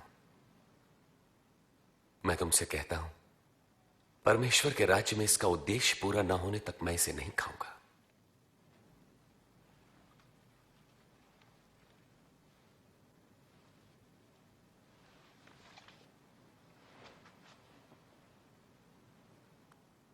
धन्य है आप प्रभु परमेश्वर, सृष्टि के मालिक, जो अंगूर की बेल पर फल लाते हैं।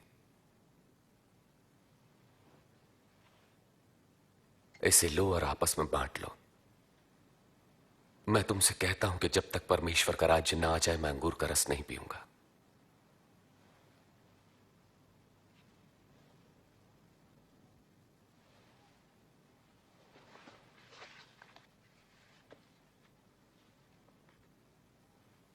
धन्य है आप प्रभु परमेश्वर, सृष्टि के मालिक, जो धरती पर अन्न उपजाते हैं।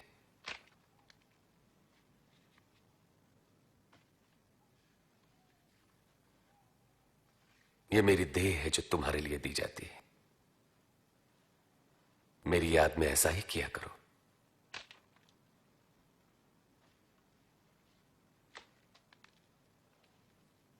यह प्याला मेरे लहू में नई वाचा है, जो तुम्हारे लिए बहाया जाता है।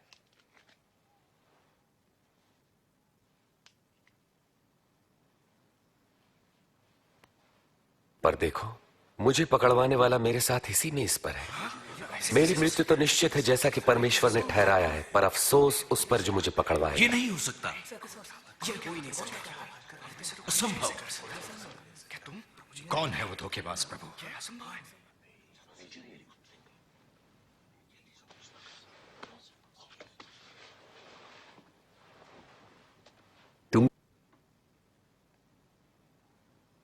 तुम में सबसे बड़ा सबसे छोटे की तरह बने और अगुआ सेवक के समान। बड़ा कौन है, वो जो भोजन पर बैठा है या वो जो सेवा करता है? हां, वही जो मेज पर बैठा है। परंतु मैं तुम्हारे बीच सेवक की तरह हूं। मेरी सभी परीक्षाओं में तुम मेरे साथ रहे, और जैसा मेरे पिता ने मुझे राज्य करने का अधिकार दिया, यह अधिकार मैं तुम्हें देता हूं। तुम मेरे राज्य में मेरी मेज पर भोजन करोगे, और तुम सिंहासनों पर बैठकर इज़राइल के 12 गोत्रों पर राज्य करोगे। तब तो कोई धोखेबाज नहीं। शिमोन, शिमोन सुनो, शैतान तुम सबकी परीक्षा लेना चाहता है कि अच्छे को बुरे से अलग करे, जैसे किसान गेहूं को भूसी से अलग करता है। परंतु मैंने प्रार्थना की है कि तुम्हारा विश्वास न डगमगाए, और जब तुम मेरी ओर लौटो तो अपने भाइयों को ढाढ़स बंधाना। प्रभु, मैं आपके साथ बंदी गृह जाने के लिए और मरने को भी तैयार हूं। मैं कहता हूं पतरस कि आज मुर्गे के बांग देने से पहले तुम 3 बार इनकार करोगे कि मुझे नहीं जानते।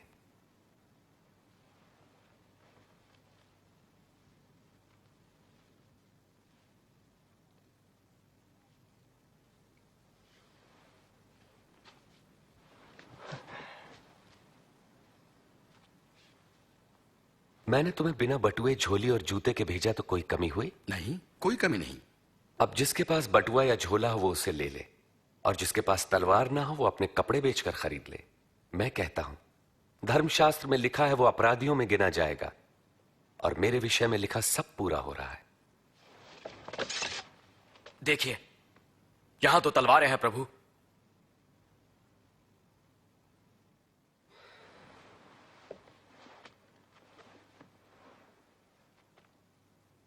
बहुत है।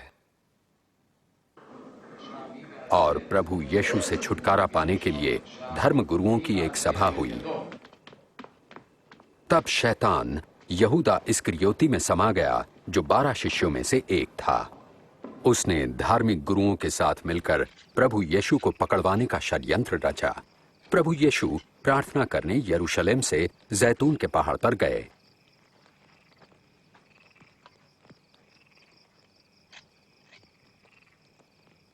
प्रार्थना करो ताकि तुम परीक्षा में न पड़ो।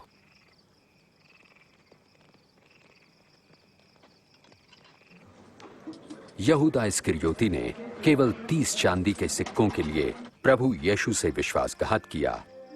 प्रभु यीशु जानते थे कि मानव जाति के पापों के लिए उनके प्राण देने की घड़ी आ पहुंची है, और वे प्रार्थना करने लगे।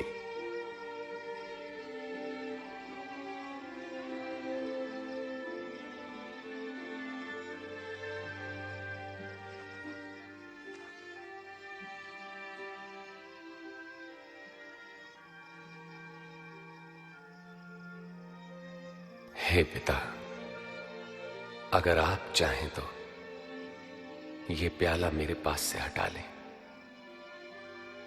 तो भी मेरी नहीं आपकी इच्छा पूरी हो।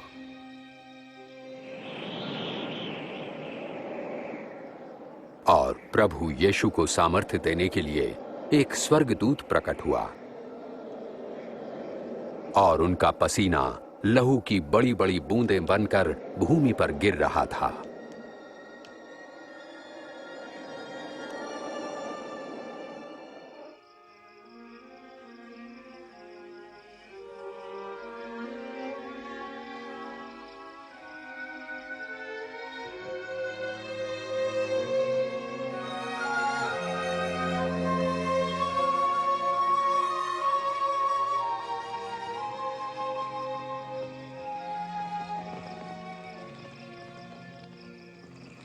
तुम क्यों सो रहे हो? उठो और प्रार्थना करो कि तुम परीक्षा में न पड़ो।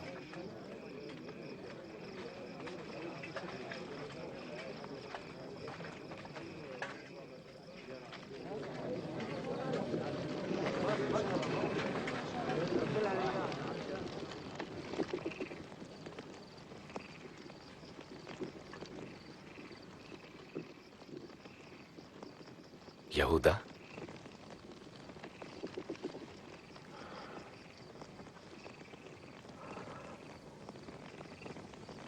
क्या तुम चुंबन लेकर मुझे पकड़वा रहे हो?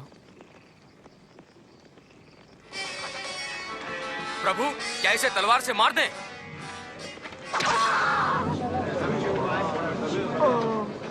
चलो इसे पकड़ लो। बस बहुत हो गया।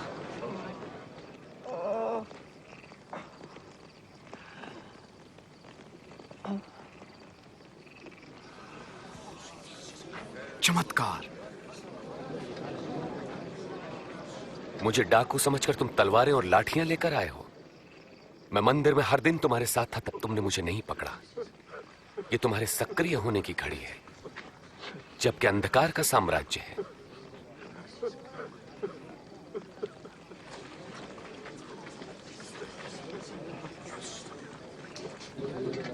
पकड़ लो इसे।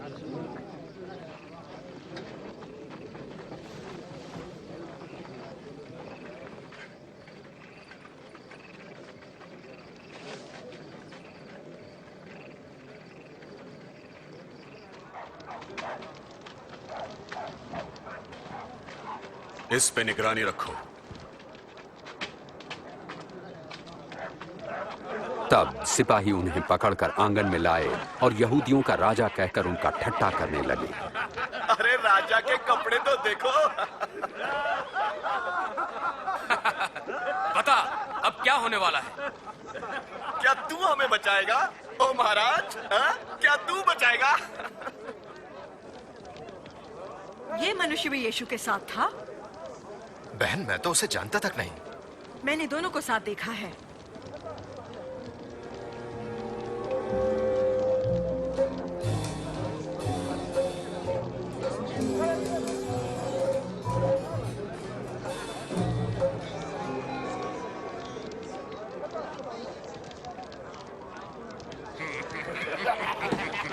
हम तो तेरे नौकर हैं। बड़े बनते थे, अब कैसा लगता है? तू भी तो उनमें से एक है। वो मैं नहीं।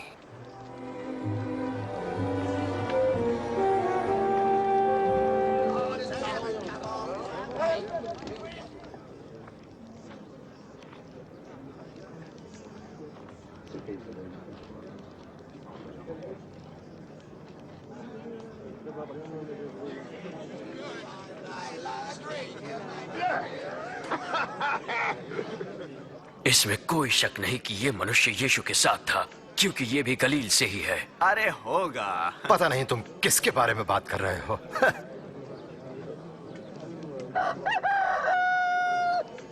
प्रभु यीशु ने मुड़कर सीधे पतरस को देखा। तब पतरस को यीशु की वो बात याद आई कि आज मुर्गे की बांग देने से पहले तुम 3 बार मेरा इनकार करोगे।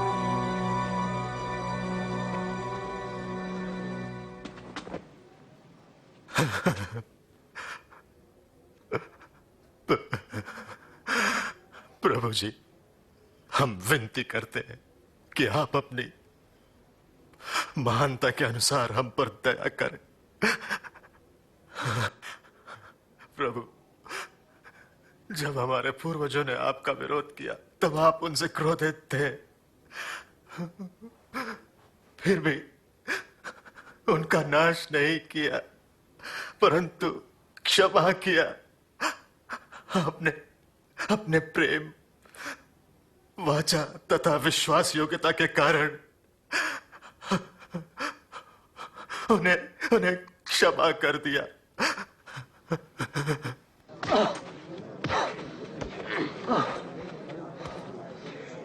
बोल, तुझे किसने मारा? भविष्यवाणी कर, अब तुझे कौन मारेगा?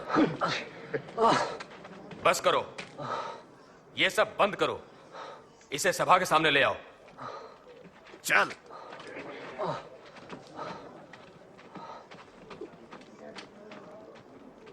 प्रभु यीशु से पूछताछ के लिए धर्म गुरुओं ने एक सभा बुलाई।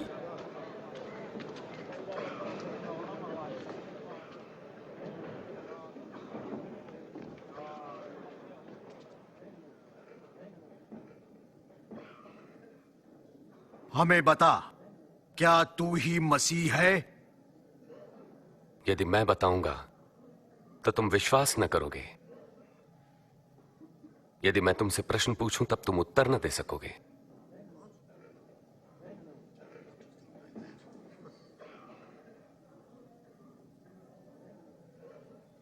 लेकिन अब से मैं निश्चय ही सर्वशक्तिमान परमेश्वर के दाहिनी ओर बैठूंगा। तो क्या तू परमेश्वर पुत्र है? हाँ, मैं हूं। किसने इसे ये कहने का अधिकार दिया है?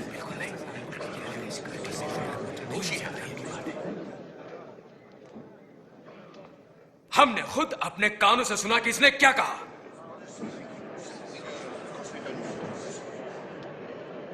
हम इसे पिलातुस के पास ले जाएंगे। हाँ हाँ, इसे ले चलो।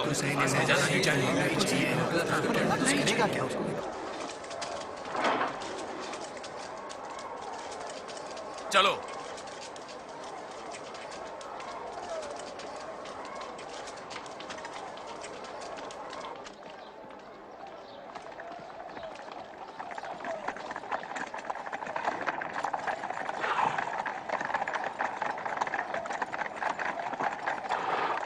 और वे प्रभु यीशु को क्रूर रोमी शासक पिलातुस के पास ले गए, जो हजारों को क्रूस पर चढ़ाने के लिए जिम्मेदार था। इतनी सुबह सुबह तुम लोग मुझसे क्या चाहते हो? हमने इसे लोगों को बहकाते हुए पकड़ा है। इसने मंदिर के बाजार में खलबली मचा दी। इसकी सजा क्या होगी? इसे दंड दो। मैं इस मनुष्य में दंड देने योग्य कोई अपराध नहीं पाता। हमने इसे दोषी पाया। रोमी सम्राट को कर देने को मना करता है, मसीह होने का दावा करता है, और राजा भी। राजा? क्या आप यहूदियों के राजा हैं? तुमने खुद कहा। इसने ये सब गलील में आरंभ किया था, अब यहां भी आ पहुंचा है। गलील में? क्या ये मनुष्य गलीली है? ऐसा है तो इसे राजा हेरोदेस को सौंप देना चाहिए। वो अभी भी यरूशलेम में ही है ना?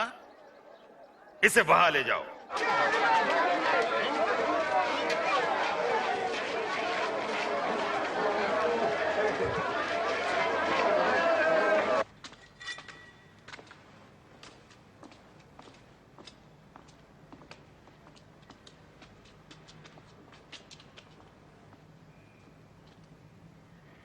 तो अपने विषय में क्या कहते हो तुम?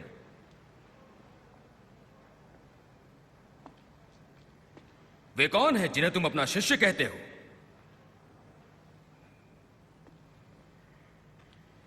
मैंने बहुतों से सुना है कि तुम आश्चर्य कर्म भी करते हो।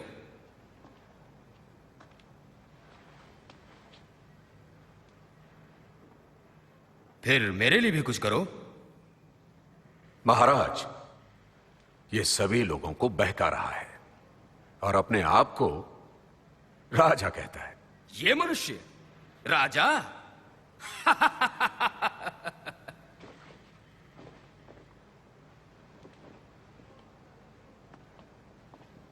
महाराज, इसे खूब पीटो।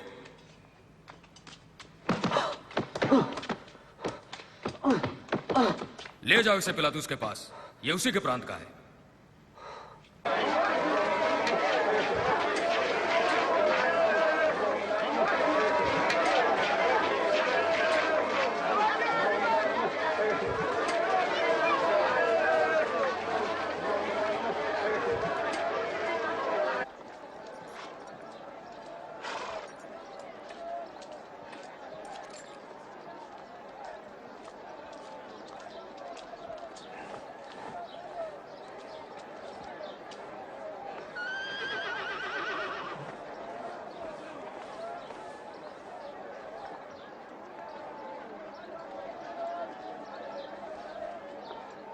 इस व्यक्ति ने मृत्युदंड के योग्य कोई अपराध नहीं किया।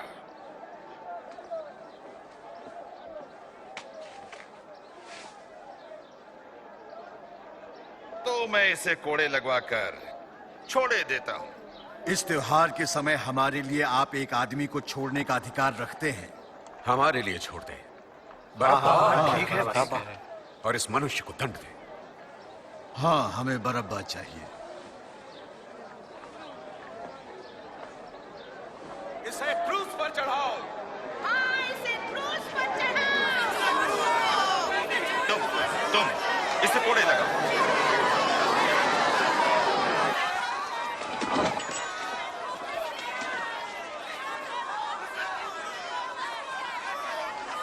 आप किसका इंतजार कर रहे हैं पिलातुस?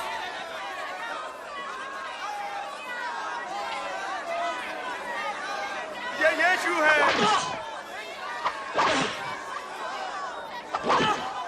उन्हें ऐसी पीड़ा क्यों देते हो?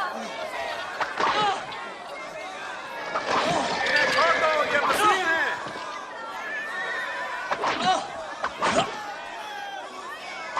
ये निर्दोष है।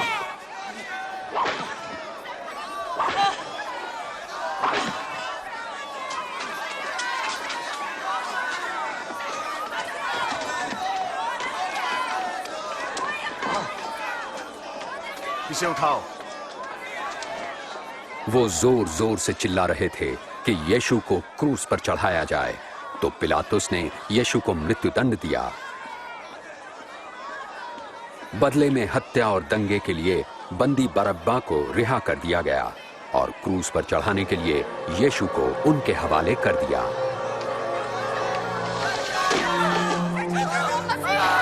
वापस जाओ, उससे दूर रहो, पीछे हटो, दूर रहो, उससे दूर रहो, पीछे हटो, पीछे हटो, पीछे हट जाओ, रास्ता खाली करो, हट जाओ,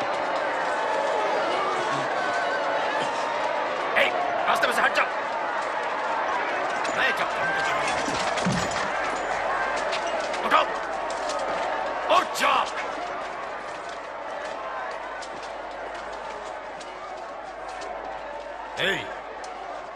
क्या नाम है तुम्हारा? हजूर, मुझे शमौन कुरैनी कहते हैं। इधर आओ तुम। रस्सियां काटो।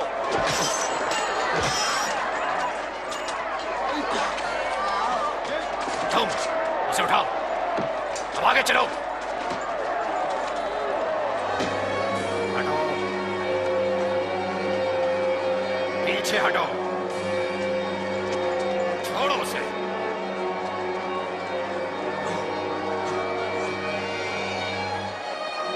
चलो आगे बढ़ते रहो।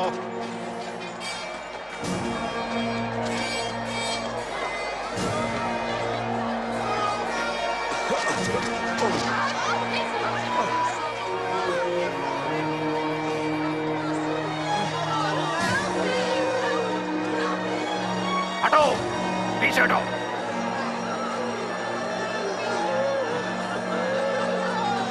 हटो पीछे।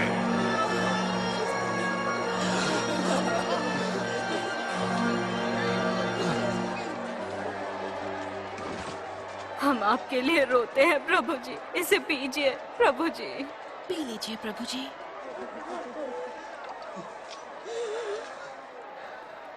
यरूशलेम की स्त्रियों, मेरे लिए नहीं, अपने और अपने बच्चों के लिए रो। जब ये लोग मेरे साथ ऐसा व्यवहार कर रहे हैं, तो तुम्हारे साथ क्या कुछ ना होगा। परमेश्वर आपकी सहायता करे। हम आपके लिए प्रार्थना करेंगे।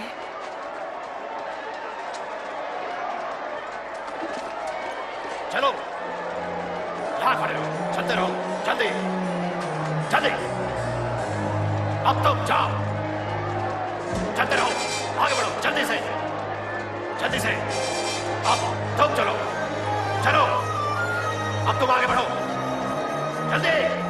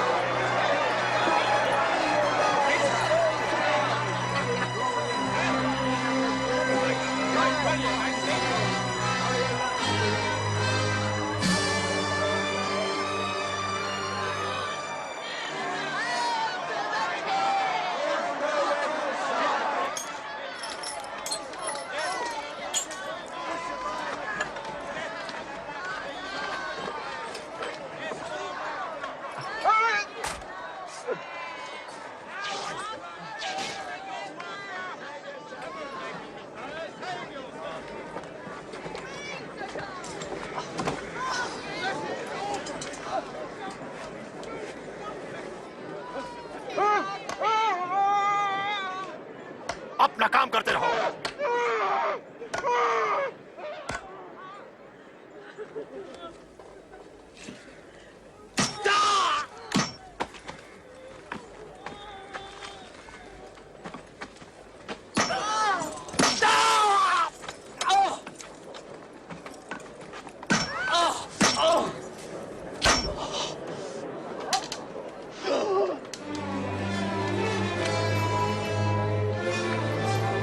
उठाओ।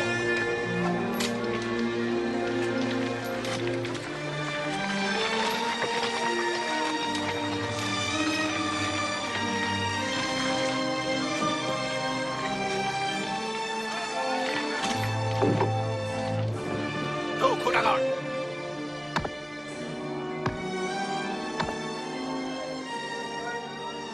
रस्से ढीले करो।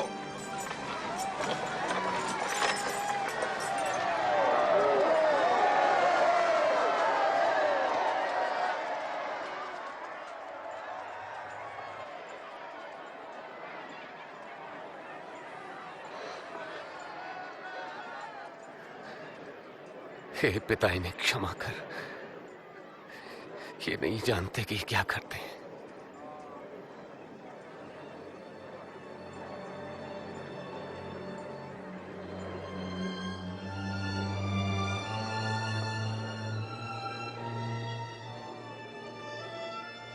इसने औरों को बचाया, अब अपने को बचाए। यदि तू मसीह है तो अपने आप को बचा। हाँ, क्रूस पर से उतरा। हमारे सामने भी एक आश्चर्य कर्म करे।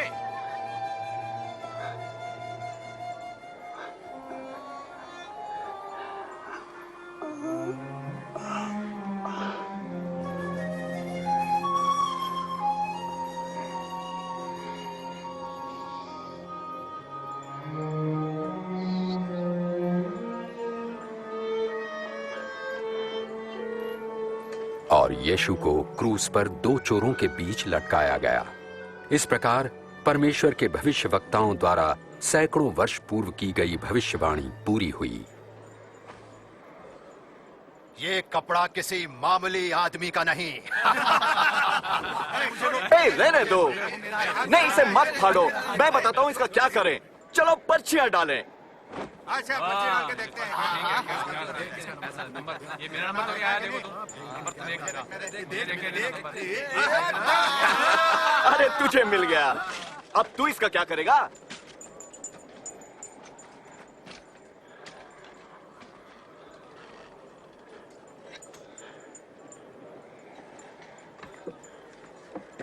उनके सिर के ऊपर एक तख्ती लटकाई गई जिस पर लिखा था, ये यहूदियों का राजा है।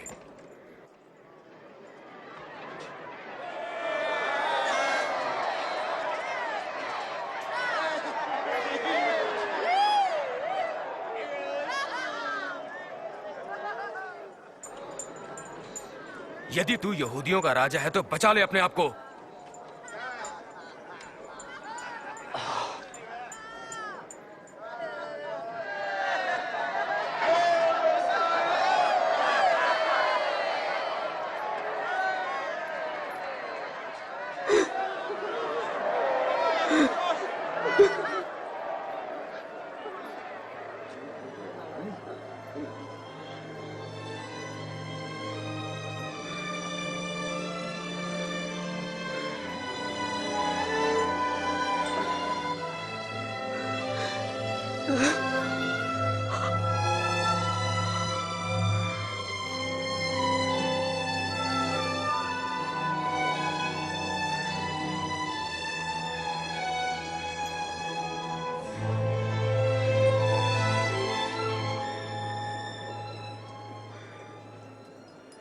क्यों?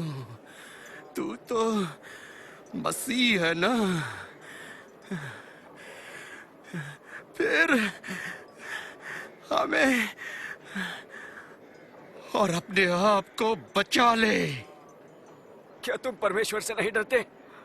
उनको वही सजा मिल रही है जो हमें मिली, पर इनका तो कोई अपराध नहीं है।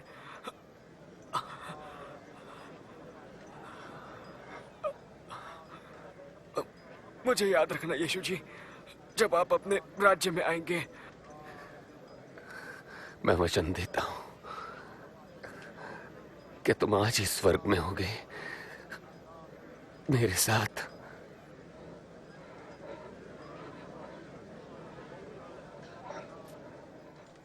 दोपहर हो चुकी थी और 3 घंटे तक सारे देश में अंधकार छाया रहा।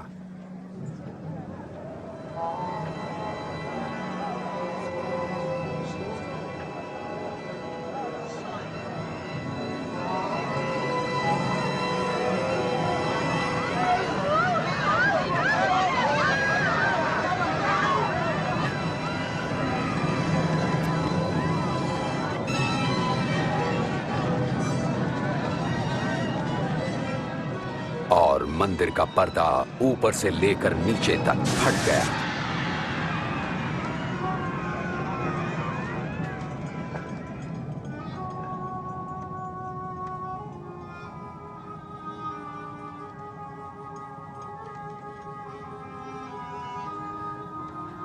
हे पिता,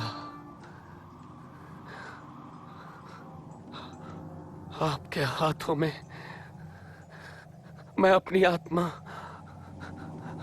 सौंपता हूं।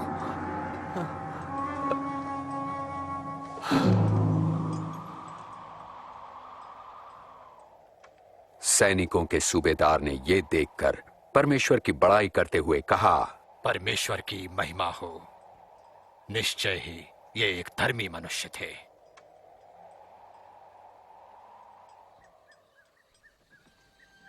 धार्मिक सभा के एक नेक सदस्य अरमतिया के यूसुफ ने, जो इस कार्य से सहमत नहीं था, जाकर पिलातुस से अनुमति ली कि प्रभु यीशु की लोथ को विश्राम के दिन से पहले ही कब्र में रखा जा सके।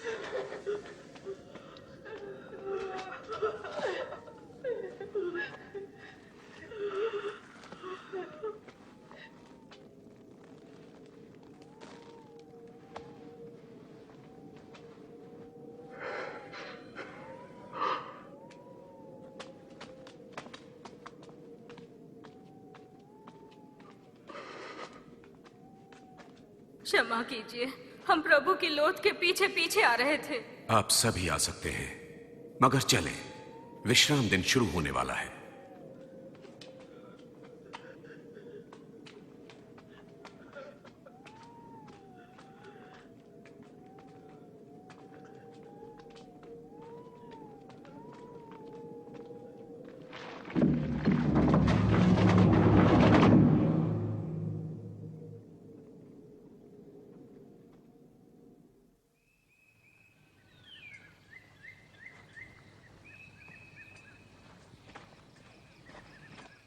रविवार की सुबह तड़के ही स्त्रियां सुगंधित वस्तुएं तैयार करके कब्र पर आईं।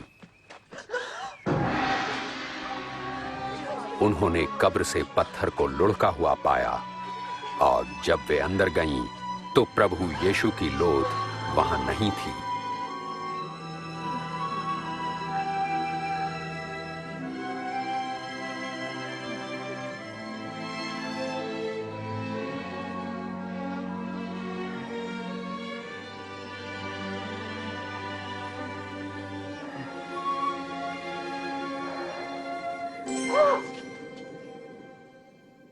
तुम जीवित को मरे हुओं में क्यों ढूंढती हो? वे यहां नहीं हैं, पर जी उठे हैं। तुम्हें याद है कि गलील में उन्होंने क्या कहा था? वे पापियों के हाथ पकड़वाए जाएंगे, क्रूस पर चढ़ाए जाएंगे और तीसरे दिन जी उठेंगे।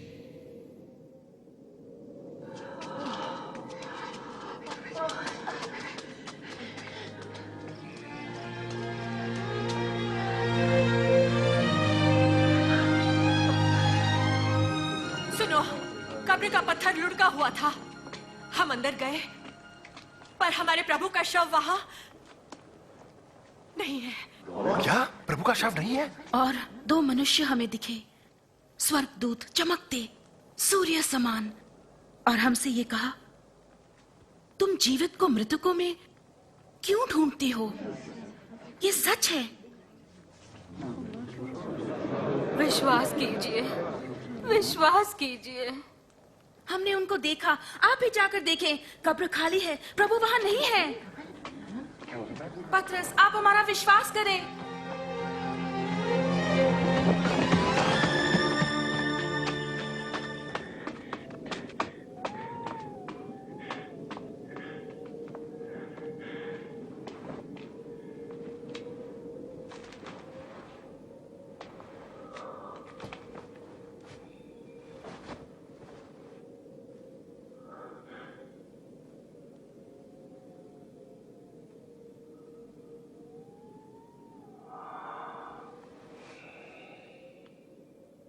प्रभु यीशु 2 शिष्यों पर प्रकट हुए और वे उत्साह भरे अपने साथियों के पास गए।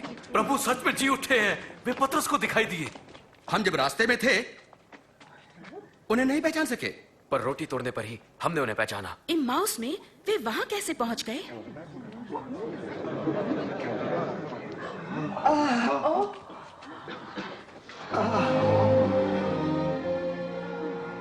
तुम्हें शांति मिले।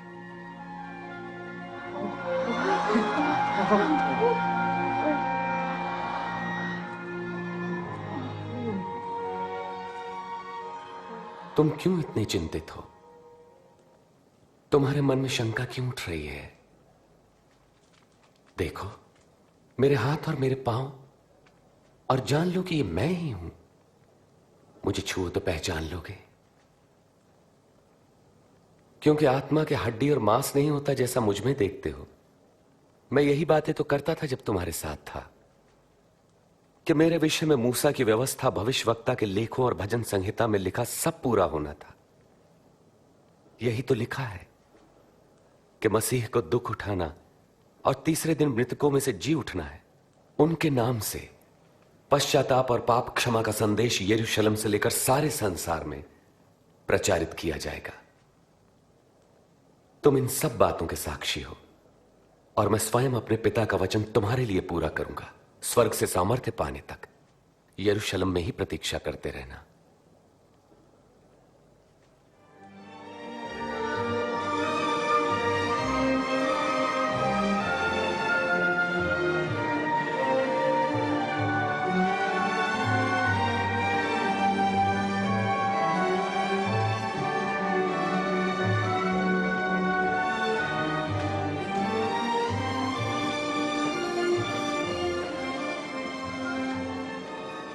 परमेश्वर तुम्हारी रक्षा करें और आशीष दें।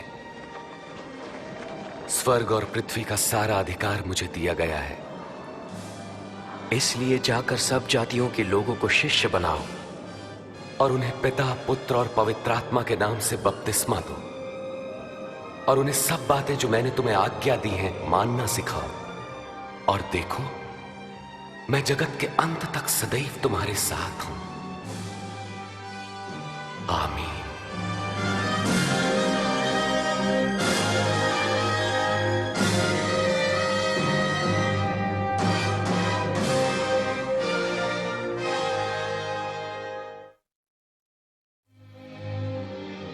जिस कब्र में प्रभु यीशु का शरीर रखा गया था वो आज भी खाली है। क्रूस पर अपनी मृत्यु के 3 दिन बाद वे मृतकों में से जी उठे। वे जीवित हैं और आपके जीवन में आना चाहते हैं। प्रभु यीशु ने स्वयं कहा है, पुनरुत्थान और जीवन मैं ही हूं। जो कोई मुझ पर विश्वास करे मर भी जाए तो भी जीवित रहेगा। प्रभु यीशु को मरे हुओं में से जीवित हुए लगभग 2000 वर्ष हो चुके हैं और वे आज भी अपनी सामर्थ्य और महान प्रभाव के साथ संसार में जीवित हैं। गत शताब्दियों में कई वैभवशाली व्यक्ति इस संसार में आए और चले गए।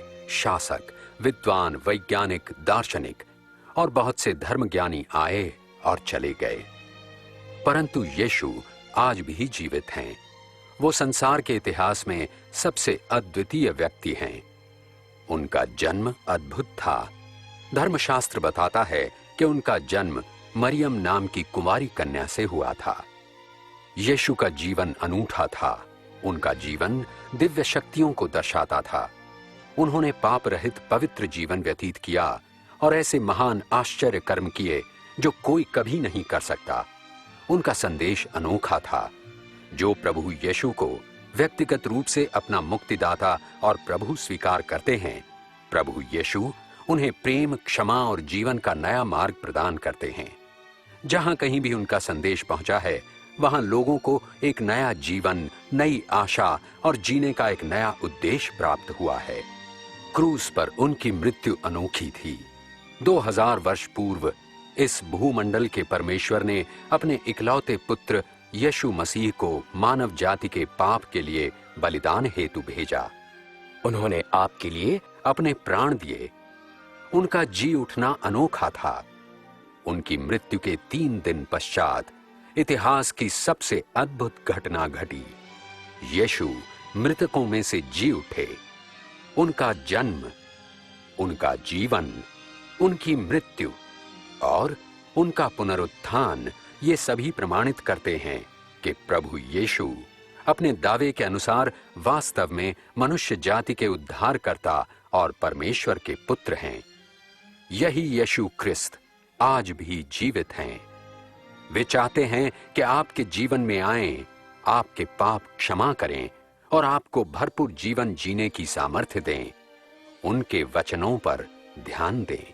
हे सब परिश्रम करने वालों और बोझ से दबे हुए लोगों, मेरे पास आओ, मैं तुम्हें विश्राम दूंगा। मार्ग, सच्चाई और जीवन मैं ही हूं। बिना मेरे कोई पिता के पास नहीं पहुंच सकता। पवित्र शास्त्र बाइबल हमें बताती है कि सब ने पाप किया है और परमेश्वर की महिमा से वंचित हैं। धर्मशास्त्र में यह भी लिखा है कि पाप की मजदूरी तो मृत्यु है, परंतु परमेश्वर का दान हमारे प्रभु यीशु मसीह के द्वारा अनंत जीवन है। प्रभु यीशु ने अपनी मृत्यु के द्वारा आपके पापों के दंड को भर दिया है। ठीक इसी समय वे आपके जीवन में प्रवेश करने के लिए तैयार हैं। देखो, मैं हृदय के द्वार पर खड़ा खटखटाता हूं। यदि कोई मेरा शब्द सुनकर द्वार खोलेगा तो मैं भीतर आऊंगा। उनके प्रेम और क्षमा का अनुभव करने तथा अनंत जीवन पाने के लिए आपको उन्हें स्वीकार करना है। अपने पापों के लिए परमेश्वर के बलिदान स्वरूप और विश्वास से अपने जीवन में उन्हें आमंत्रित करना है। यदि यह आपकी हार्दिक इच्छा है तो आप विश्वास पूर्वक प्रार्थना कर सकते हैं और प्रभु यीशु आपके जीवन में आएंगे।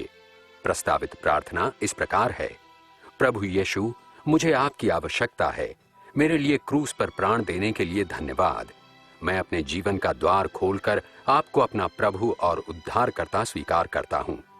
मेरे जीवन का नियंत्रण आप अपने हाथ में लें और जैसा आप मुझे बनाना चाहते हैं वैसा ही बनाएं।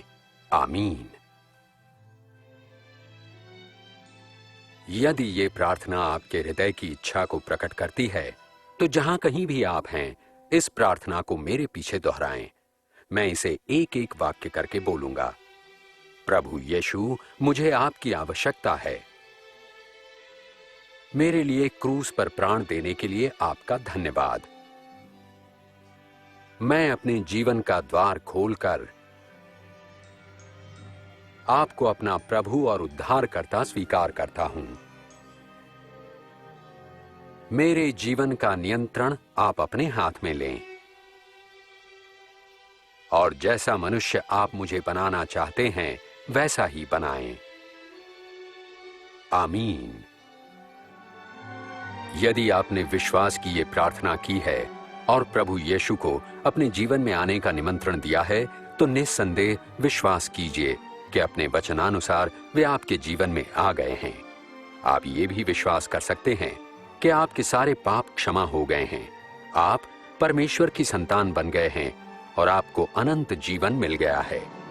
यदि आप उस भरपूर जीवन को जिसका वायदा प्रभु यीशु ने किया है अनुभव करना चाहते हैं तो प्रार्थना में प्रतिदिन उनसे बातचीत करें। उनका वचन पढ़कर अपने जीवन के लिए उनकी अद्भुत योजना की खोज करें और वे लोग जो उनसे प्रेम करते हैं और उनके अनुयायी हैं उनसे संगति रखें। और सबसे महत्वपूर्ण बात यह है कि आप उनके अद्भुत वचनों को सदैव याद रखें। मैं तुम्हें कभी न छोड़ूंगा न त्यागूंगा। देखो, जगत के अंत तक मैं सदैव तुम्हारे साथ हूं।